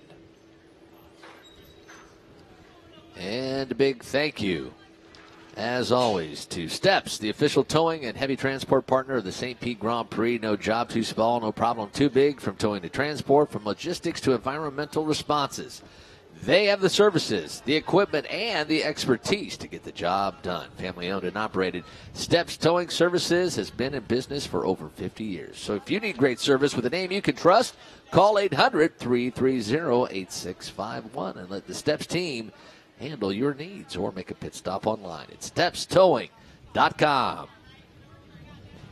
Since 2014, Modern Business Associates have proudly sponsored the Grand Prix of St. Petersburg 5K. All proceeds from their race benefit the Police Athletic League, or PAL, in their efforts to prevent crime among our community's youth through recreation, education, and athletic programs. Visit NBAHRO.com/NBA4PAL. That's NBA, the number 4, PAL, for more information. And use the hashtag NBA4PAL during this weekend's events. Boy, another thing, we really appreciate all the great photos we had from all of you race fans throughout the race weekend, whether it be of your favorite driver from the Pirelli World Challenge, USF2000, Pro Mazda, Indy Lights, or the Verizon IndyCar Series, or just activities that you've been taking a part of throughout the race weekend. They have been great. We appreciate all the tweets, the posts on Facebook, Instagram, Snapchat. They're great to see. Don't forget, fans outside the race circuit, take a ride on St. Petersburg own track aboard the St. Petersburg Trolley. You can visit all of St. Petersburg's hotels, attractions, museums, and other cultural gems while enjoying a narrated tour along the way. Or take a ride by bike using one of our 300 bikes across 30 hubs in our new Bike Share program. They are readily available. A lot of fun to ride, and if you need to get from point A to B and you don't need to get those steps in, well, just hop on a bike and take it wherever you need to go. Well, let's do a little celebrating. It's time to join our very own Jeremy Shaw to celebrate the top 3 finishers in that Pro Mazda race. Jeremy? Thank you very much, Michael. Down here in Victory Lane, the second round of the Pro Mazda Championship presented by Cooper Tires. This is the Pro Mazda Grand Prix of St. Petersburg presented by Allied Building Products. And to present our trophies today will be Kyle Kimball, Operations Manager for Mazda Motorsports. First of all, let's welcome our third place finisher today, all the way from Brazil, driving for Juncos Racing, Carlos Cunha. Carlos had a great run today. For a while there, he was clearly held up in the early stages, but for a while he had set the fastest lap of the race. He was really looking strong there.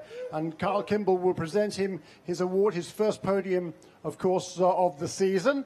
And a good way to start out the 2018 campaign. Our second place finisher for BN Racing from Chicago, Illinois, David Malukas.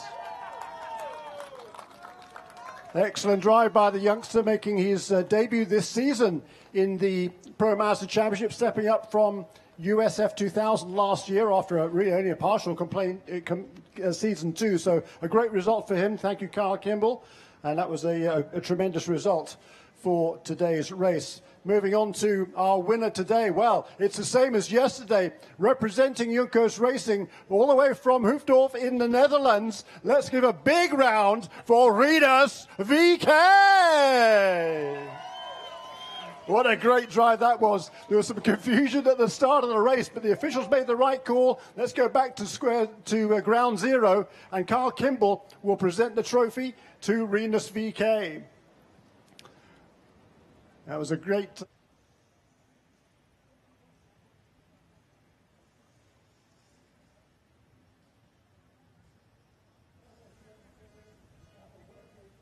Good afternoon, ladies and gentlemen, or should I almost say good evening here on the west coast of Florida. We are down to our final event here at the kickoff weekend in St. Petersburg, and it is the final Mazda Road to Indy race of the weekend. It is the USF2000 Grand Prix of St. Petersburg presented by Allied Building Products. And folks, it has been such an entertaining weekend of racing. I've had so much fun. I'm about to leap like a lizard. And I love lizards. We're going to sit down here really quick and talk to our pole sitter, Alex Barron, the Frenchman, putting the car on pole in qualifying. Alex, congratulations on the fast lap time. Good job starting up front. What do you have to do to survive the opening corner here with a full field of USF 2000 drivers behind you? Just need to impress, I guess. You're just going to impress them, that's all? You don't have to do anything else? Hard on the brakes, soft on the brakes? What's the plan? Depends on the grip levels of the track, really. It's just a kind of improvisation method to approach on turn 1, but I'm pretty sure that the car will handle just fine. All right, Alex, congratulations on the lap time and qualifying. We hope to see you at the end. Thank you. And then really quickly, we're going to run back here to Igor Fraga. He's one of the drivers for Exclusive Autosports. Igor, congratulations, front row starting spot. I'll ask you the same question I just asked Alex. You're starting on the outside of the front row. What do you have to do to get through this turn 1 and come out cleanly on the other side? Actually, I don't know. I need to see the things happening because like it's depending on the situation, so I need to choose the right a choice. So I'm just waiting to see what will going to happen. All right, Igor Fraga starting in second place for Exclusive Autosport. Best of luck to him. Folks, we're getting ready to go racing. It's the final Mazda Road to Indy race of the weekend. Get ready, because we're about to set the starting grid and go racing one more time.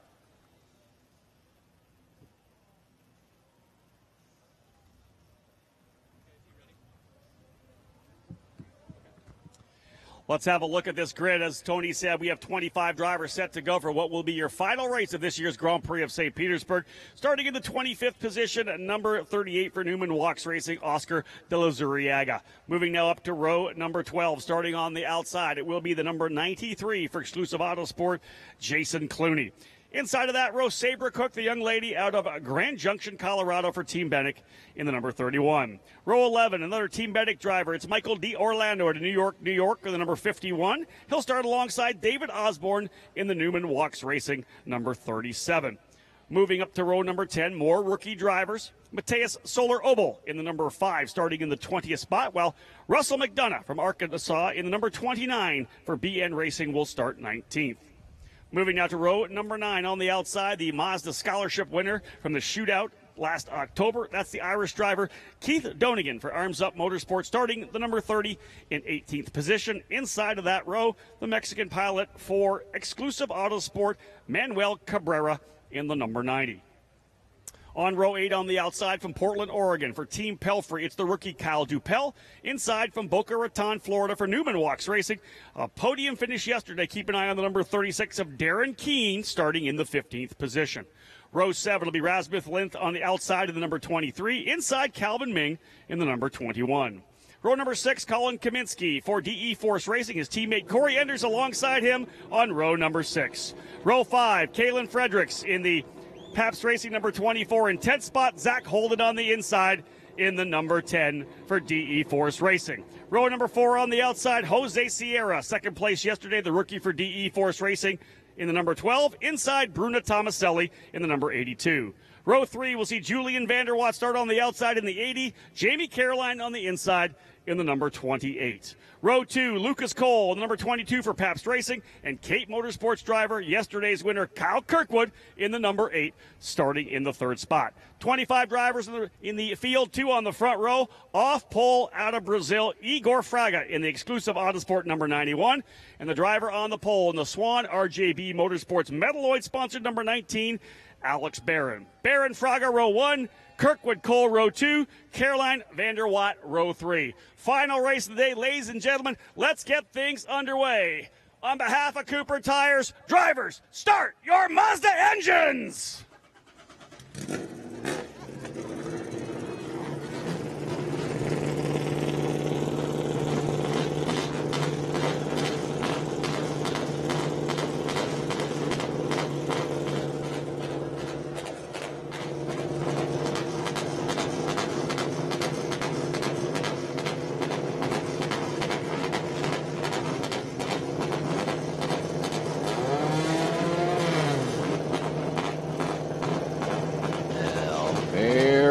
Very good sound to hear. 25 USF2000 machines ready to roll for the final race of the Firestone Grand Prix of St. Petersburg weekend. This is the USF2000, the first rung of the Mazda Road to Indy program. Cooper Tires, USF2000 powered by Mazda. A full field, the biggest field of the weekend. 25 machines getting set to roll off onto the circuit. Mazda pace car away. Alex Barron, Igor Fraga ready to roll. Yesterday's winner now getting rolling. Kyle Kirkwood, followed by Lucas Cole, Jamie Caroline, Julian Vanderwatt, Bruna Tomaselli, Jose Sierra. Sierra runner-up yesterday. Darren Keene come home third. He will start on the inside of row number 8. He was our final podium finisher in race number 1. So Keene starting back in the field, but a fast race car. Will Keene be able to move forward? All eyes on Alex Barron. Alex Barron bring the field around for the final race of the weekend. Had contact in race number 1, finished 22nd. An odd start to this 2018 campaign. Some big dogs at the bottom of the timing and scoring sheet.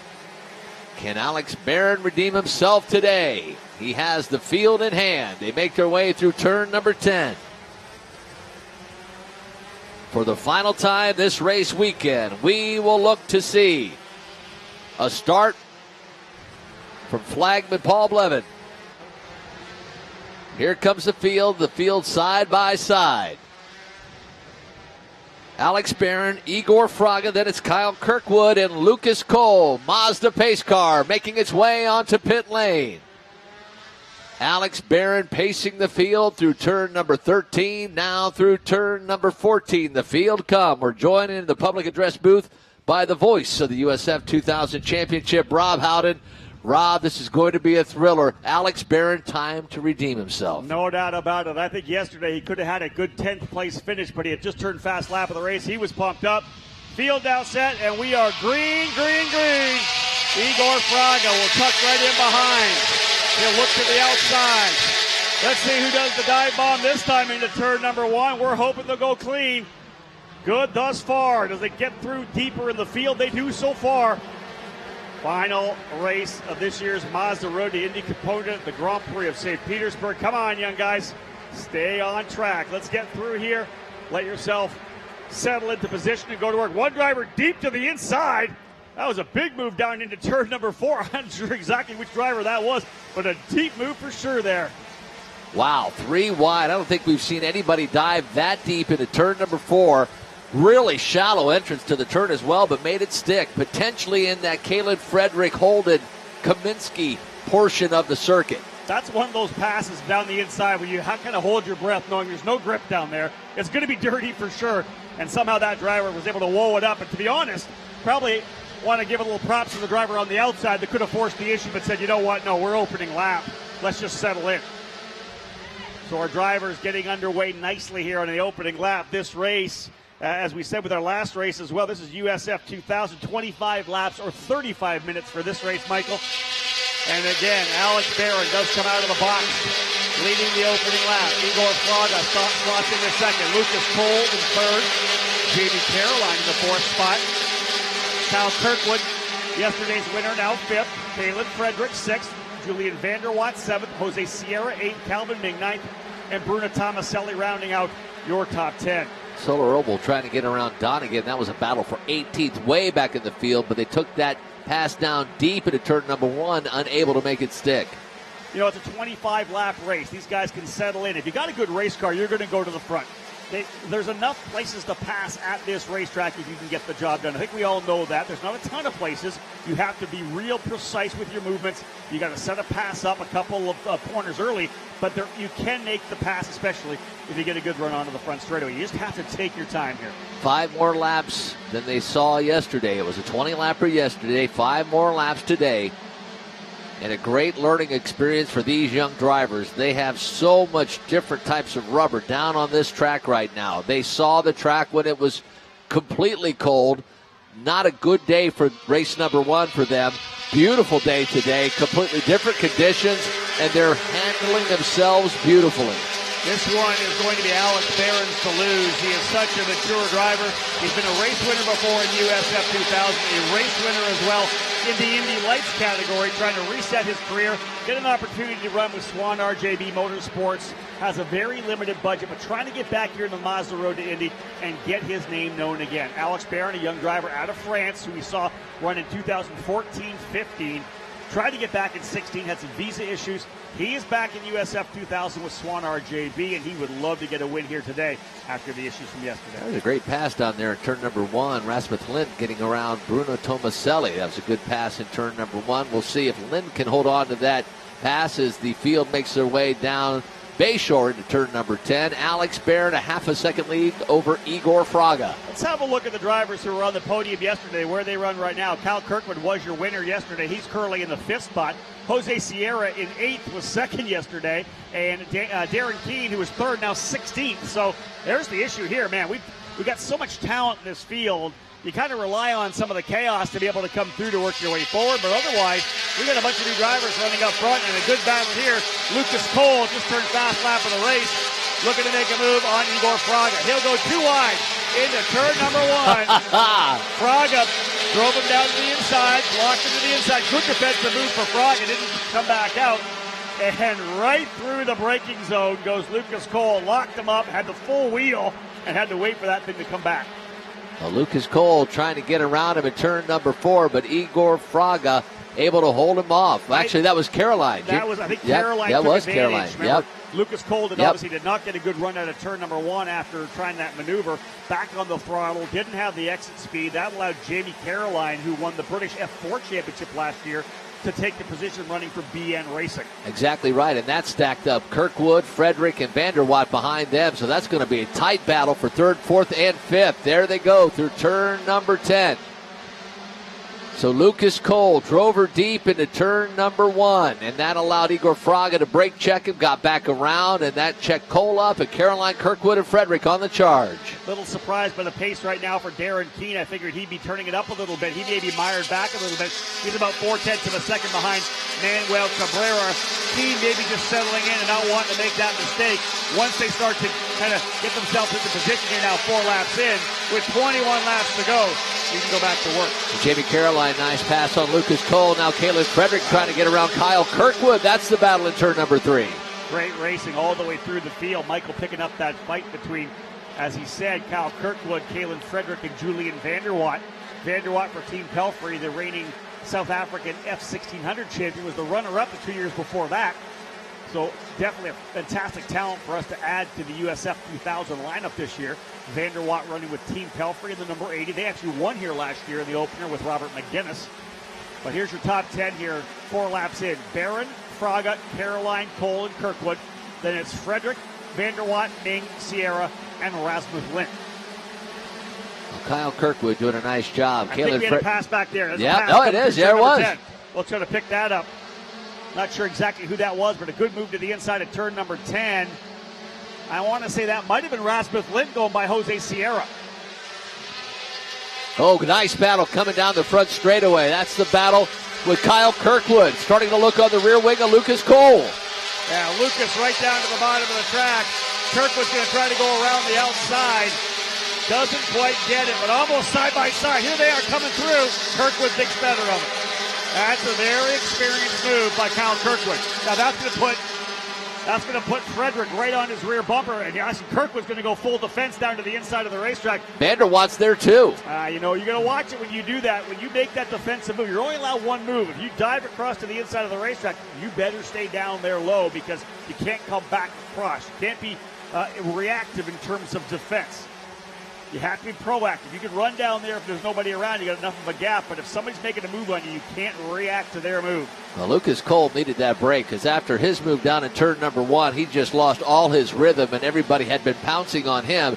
Now Kyle Kirkwood under attack by Caleb Frederick, Vanderwatt, Calvin Ming, Lind. They're all there together. Interesting for Lucas Cole. You'd have to bet that they were on the radio talking to him saying, you know what, you relax. You made a really solid move to try to get the pass. Guys are behind you, but you have the speed. Just reset your mind. Let's go forward again. Field completing lap number 6. Now working on lap number 7. Looks like Calvin Ming looking to the inside. No, that's Lind looking to the inside of Ming. Lind gets around Calvin Ming. That's the driver on the move right now, Rasmus. Remember, he was outside the top 10, was running 11th. He got by Bruno Tomaselli from Team Pelfrey. Then he gets by Jose Sierra from DE Force Racing. Now by Calvin Ming from Pabst Racing, his teammate. Rasmus Lind in the number 23. Very impressive. A young driver who finished 5th last year in the World Karting Championships in the senior category.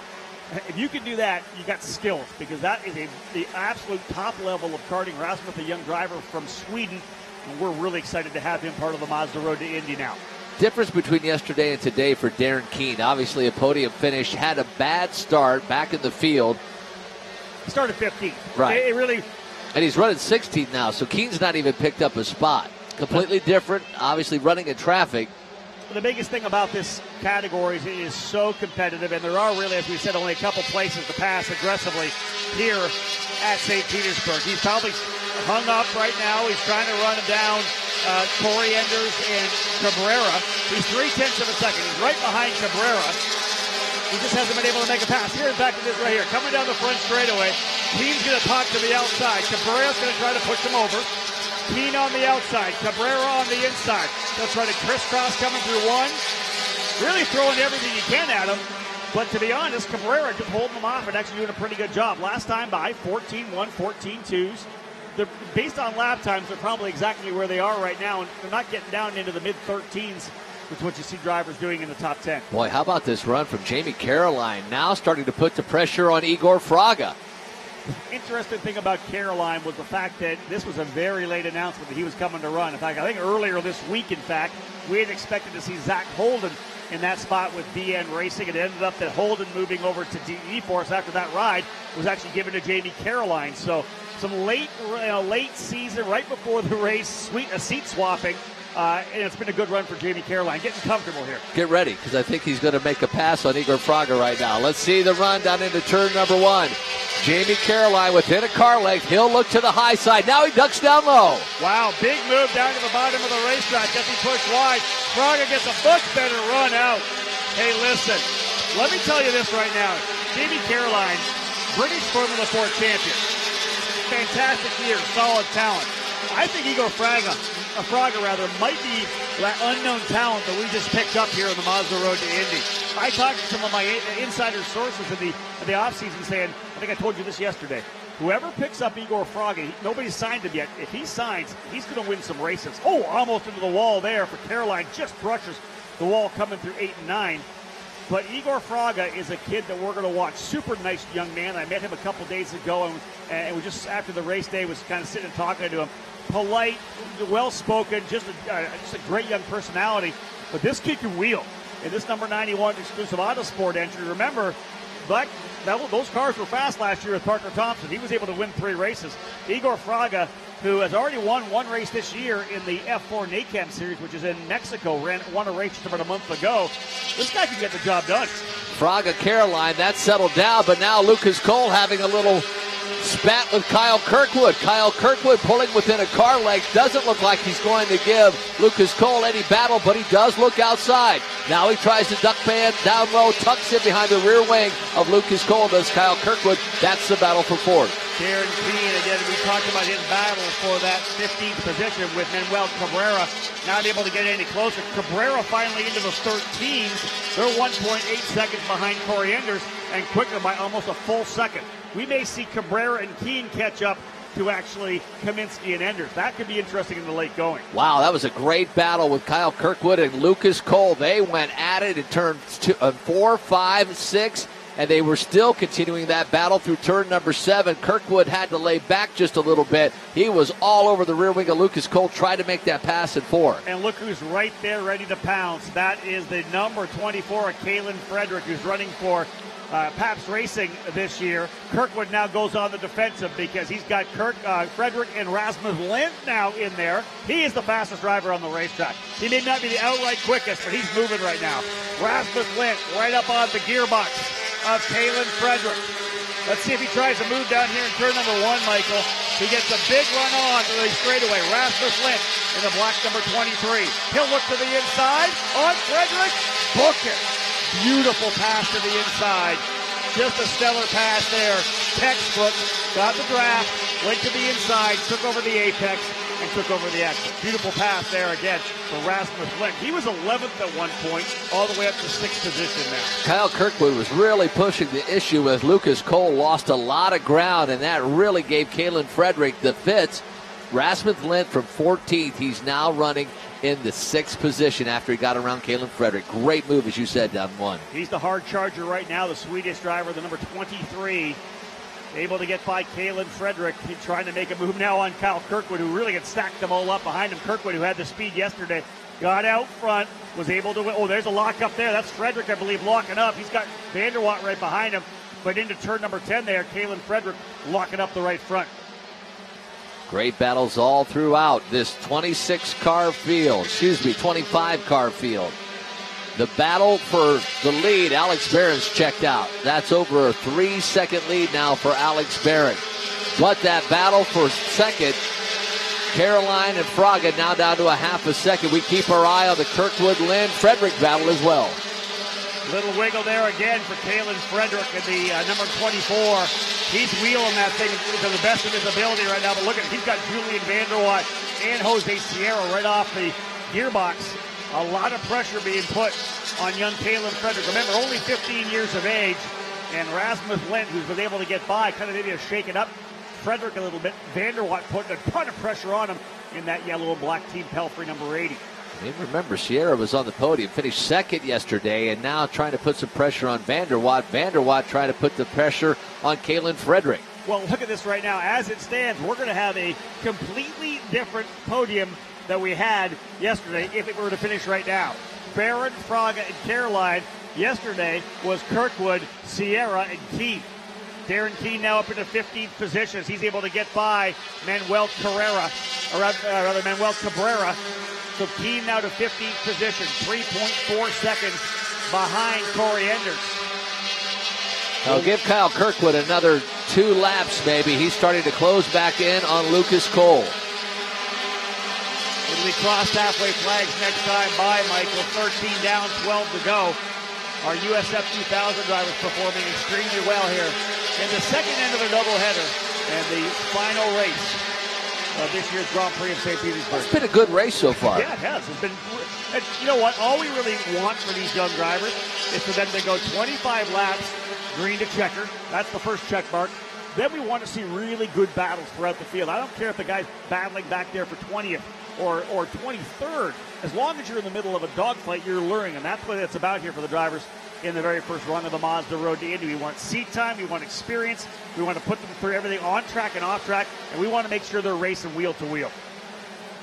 Jamie Caroline had contact yesterday, finished 24th, but wheeling it today, starting to put that pressure again on Igor Fraga. The battle for second. They're 4 or 5 seconds now behind Alex Barron, the leader, but a good battle for second. About 4 car lengths separate Fraga and Caroline. Further back in the field, Lucas Cole coming under attack again from Kyle Kirkwood, starting to close that gap. Lindahl by himself. Then it's Frederick, Vanderwaat, and Sierra.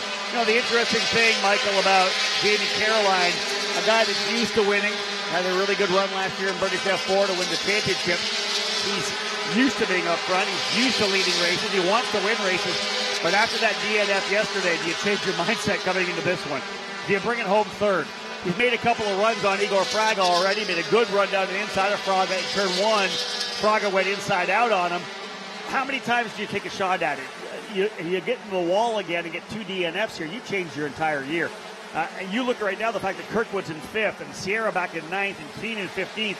This championship, in terms of just the top of the order of the standings, is wide open right now. You don't need to have another DNF. You need a good finish to claw your way back up. This is a long season before we get to Portland International Raceway on Labor Day weekend. Well, Jamie Caroline will be there in case Igor Fraga makes a mistake, because he's closed that gap down to 2 car lengths. Even closer is Lucas Cole and Kyle Kirkwood out of turn 14. Kyle Kirkwood has caught Lucas Cole. It's a drag race down to turn 1. Yeah. Look at Cole driving it all the way down to the bottom of the racetrack. Kirkwood gets a really good run on the outside, gets enough. He's going to try to go wide. Let's see what happens. He'll go around the outside. They come through. Couldn't quite get the job done. It looked to me like he was there enough, but as he started to turn in, just couldn't make it stick. But better job that time than the last time. He didn't lose all that ground. And you can see it. He was right on him. Look at this here. He's got, I'm telling you, he's got Lucas Cole looking left and looking right. There he is to the inside. Oh, almost contact. They're side by side coming out of turn number 5. Michael, this is good racing. All over the rear wing, and then Rasmus Lind is there as well, just to take advantage of any mistake that potentially could be made. Look right behind him. It's Frederick, Vanderwaat, and Sierra there as well. That is 4th, 5th, 6th, 7th, 8th, and 9th already to battle. I love this racing USF2000. 3 wide to turn number 10. Boy, Lind took a look inside of Kyle Kirkwood, thought better of it, checks back in under the rear wing of Kyle Kirkwood. Now Vanderwaat starts to take a look to the outside of Frederick. Indeed, he got it. He got it. Wow, what a pass for Julian Vanderwaat. I think it was Julian Vanderwaat. This is great racing. These drivers at USF2000 putting on a show for us here, your final race of the weekend. I'm going to hazard a guess saying the best Mazda Road to Indy race we've had so far this weekend. Tremendous racing outside the top 5. Again, look at Kalen Frederick under attack from Rasmus Lind, Julian Vanderwaat, and Jose Sierra in there. 15 laps down, 10 laps to go. And once again, we'll say hello to everyone watching live, whether you're on the Mazda Road to Indy app, roadtoindy.tv, and the new race control page, whether you're on Facebook Live, YouTube, or USF2000.com. We're thrilled that you're joining Michael Young and I, Rob Howden, as we present you with the final 10 laps of this year's Grand Prix of St. Petersburg. I keep saying, Michael, with the talent we have at USF2000, this Mazda Road to Indy is in good hands at this point, because so much young talent coming in here at the first step. Yes, indeed. Great battle in the back, and I believe Jamie Caroline has caught Igor Fraga again. We'll see that battle as it exits turn 14. It's again down to about 1 car length.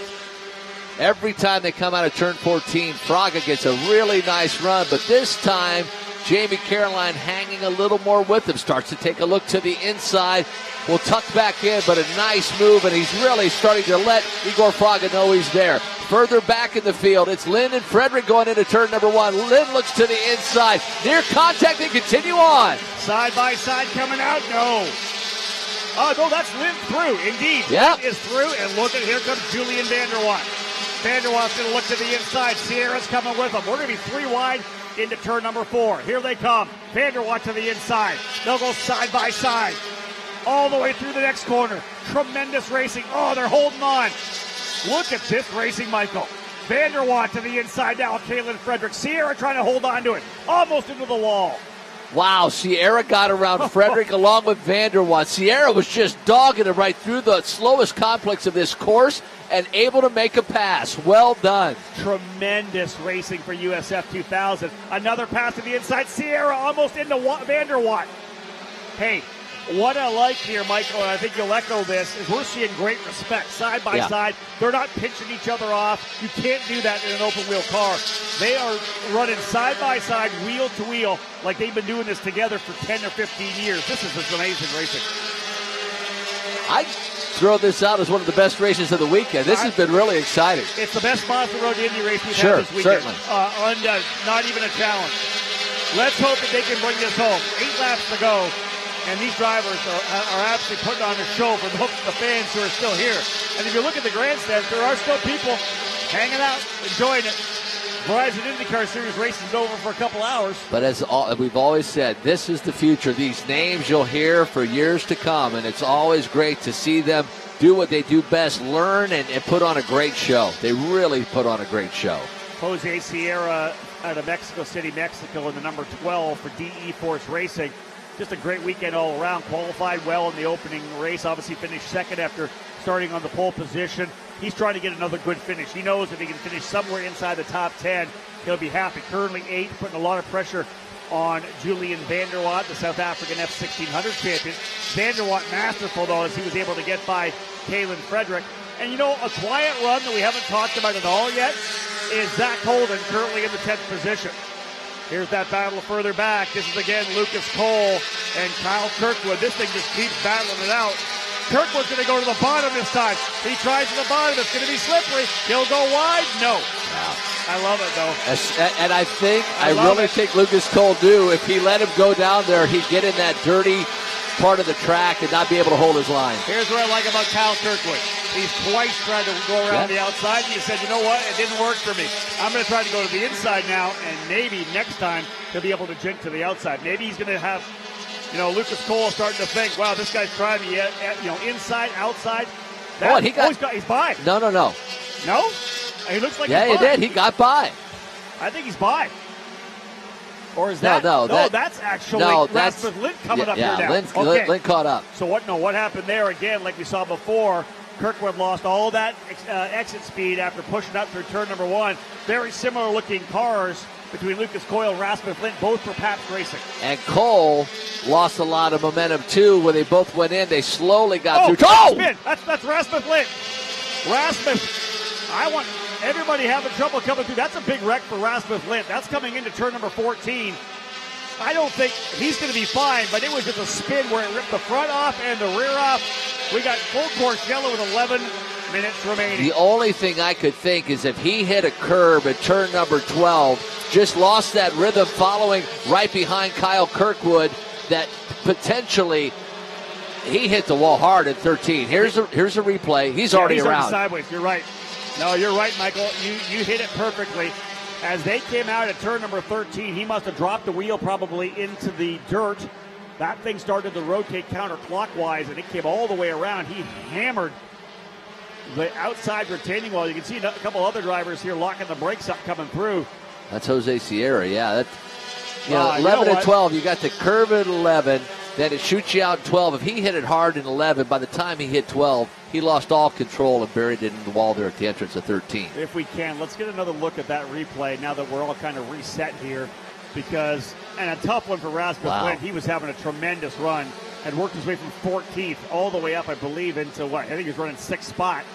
and potentially that rhythm, because he's right there with Kyle Kirkwood and Lucas Cole, and Kirkwood's right in front of him. He might be thinking, I can make a pass, and that curve just comes up so quick. Yeah, see, you said it. He's already coming through. He'll nose it in.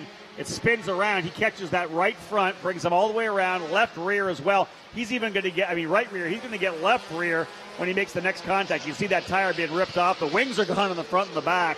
And you watch Jose Sierra come in there, and that's Vanderwatt locks him up. Yep. Yeah, that's Julian Vanderwatt. And then Sierra. They both lock him up. Oh, there's probably debris all over. It's probably a debris field out there. Well, it's also going to, you're coming into that corner.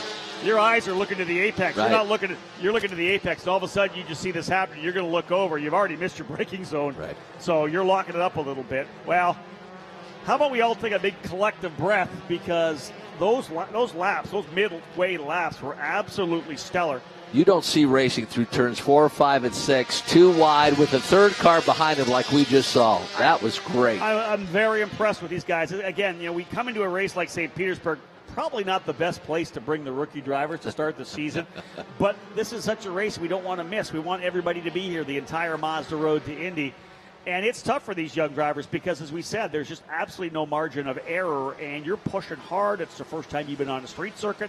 And to watch what these guys did coming through, as you said, 4, 5, 6, and 7, side by side, giving each other room. The cars are just dancing all over the place. You got guys diving back down the inside. It was a level of respect that I found was absolutely amazing in those particular laps where they were running like they were, giving each other room, making sure, because all you got to do is lock a wheel here. If you try to block somebody who's beside you, you're going to wreck both cars. It's not something you can do. You have to block and be in front and make that move to come across the bow. If you're trying to pinch someone, you're just pulling the checkbook out, because both of your wheels are going to be tangled up, and the damage is going to happen. So. And these drivers are very accomplished, and I think you hit a point right there. We want them to be together, getting ready to go back to green, but it's that baptism by fire.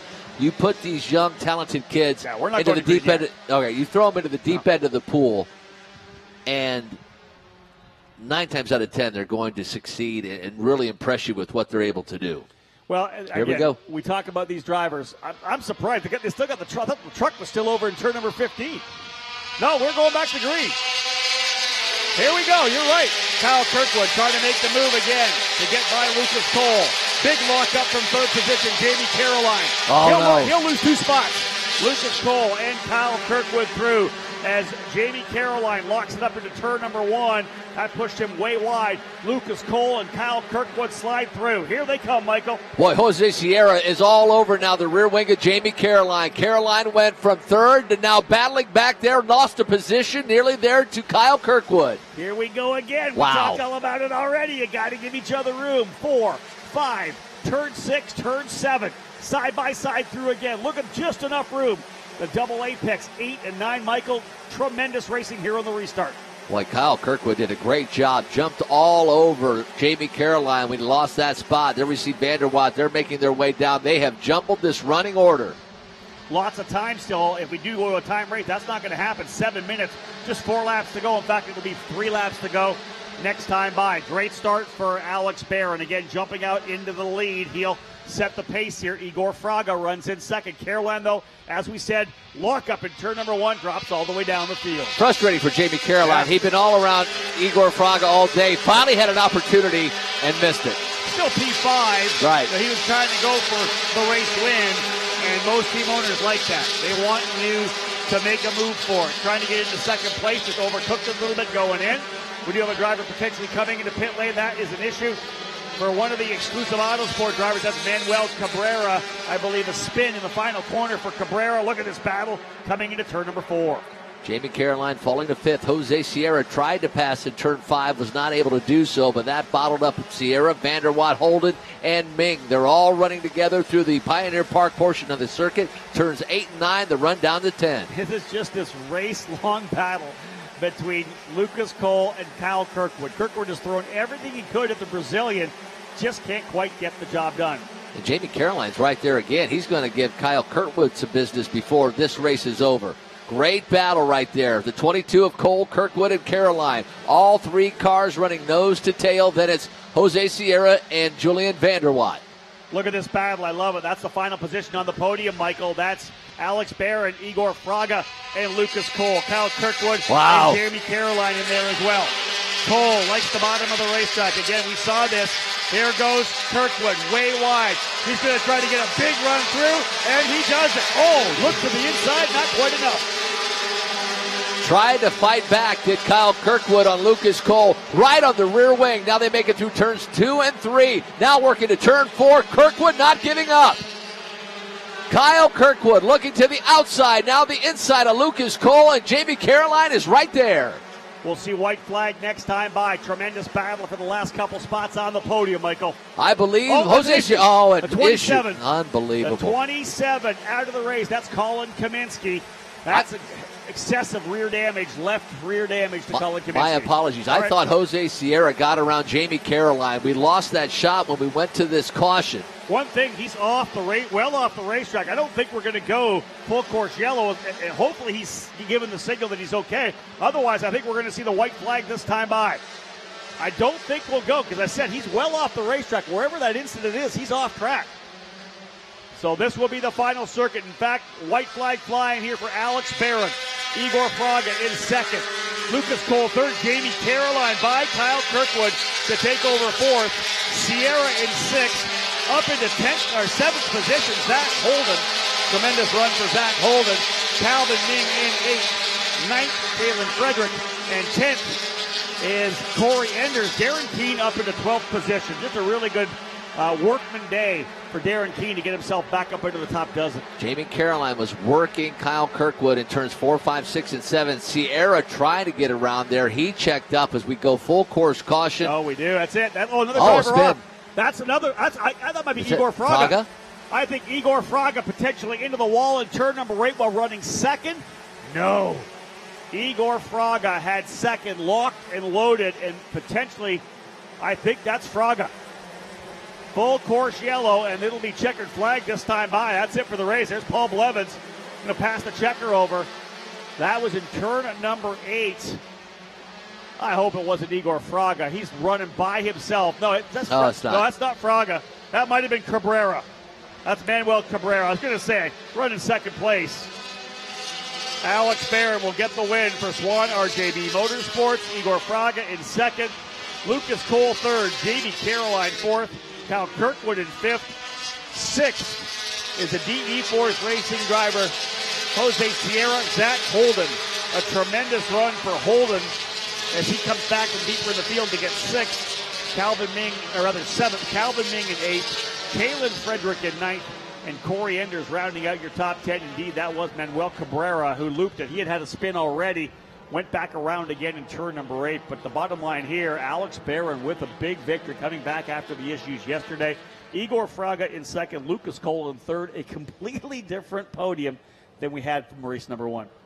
Most interesting part, that very end with 2 laps to go. Jamie Caroline working Kyle Kirkwood. Jose Sierra was there. Sierra had an opportunity to get around Kirkwood as well. He checked up and ended up about 4 car lengths behind Kirkwood. But Jamie Caroline, after making the mistake down into turn number 1, cost himself that position, fell back to 5th, was able to fight his way back. Even though he didn't make it to the podium, lost that podium position, I still thought that was a great drive for Jamie Caroline. And Lucas Cole under attack all day.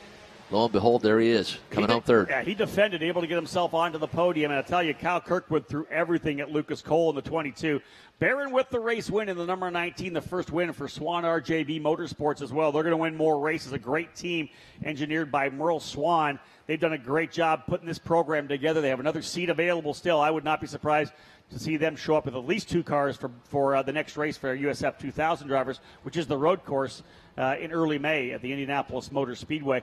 Igor Fraga, the Brazilian for Exclusive Autosport, in the second spot in the number 91. Lucas Cole rounding out the top 3, the podium finishers for Pabst Racing. 3 different teams again in the top 3. Actually, if you go, 6 different teams in the top 6. Barron, Fraga, Cole, Caroline, Kirkwood, and Sierra. Swan RJB, Exclusive, Pabst, BN Racing, Cape Motorsports, DE Force Racing. Parity, great drivers, incredible teams. Zach Holden, 7th place, gives DE Force actually 3 drivers in the top 10 because Corey Enders was in that 10th position. Another fantastic weekend, and really the breakout weekend for DE Force as well, as they were able to get that podium yesterday. Calvin Ming and Kalen Frederick right in there, 8th and 9th. Michael, the single best Mazda Road to Indy race of the weekend. You watched all of the races, maybe the best race we saw. Far and away. And what these young drivers do, if you're a fan of racing and you're able to stay and watch this, I think you would even walk away very impressed with what these young men and women, the show they put on today. That's it for USF2000, race number 2 here at the Grand Prix of St. Petersburg. Again, a fantastic run for Alex Barron, your winner, Igor Fraga in second, and Lucas Cole. That is your podium here in St. Petersburg. Well, thank you, my friend. It's always a pleasure. It's been a wonderful weekend seeing some of these new faces, some of the old race faces, the Verizon IndyCar Series race, each and every rung of these Mazda Road to Indy ladders, the Indy Lights, the Pro Mazda race, and to cap it off with what we saw today was fantastic. You know, I go back to 2010, Michael, when I first met you here, I believe, at the Grand Prix of St. Petersburg. We launched the Mazda Road to Indy. You and I worked together briefly. We've had a chance to work a lot more together, but in the years that we've done this now, 8-9 years we've done this, you've been able to watch these drivers come all the way through, as I have. We saw a bunch of them today as well in the Verizon IndyCar Series. It's been a joy. It really has. And I could tell after walking away, I think the first 2 or 3 races, I would go get breakfast. I said, boy, I'm missing out on a lot. This is some exciting racing. And then learned a lot. It's been a pleasure working with you and seeing everybody at Anderson Promotion, Mazda, Cooper Tire, a great show, and you guys bring the best every time that we come to a racetrack. Thank you so very much. Are you doing Victory Podium? I'm heading down to Victory Podium. I'll cap off my particular part of this program with USF2000.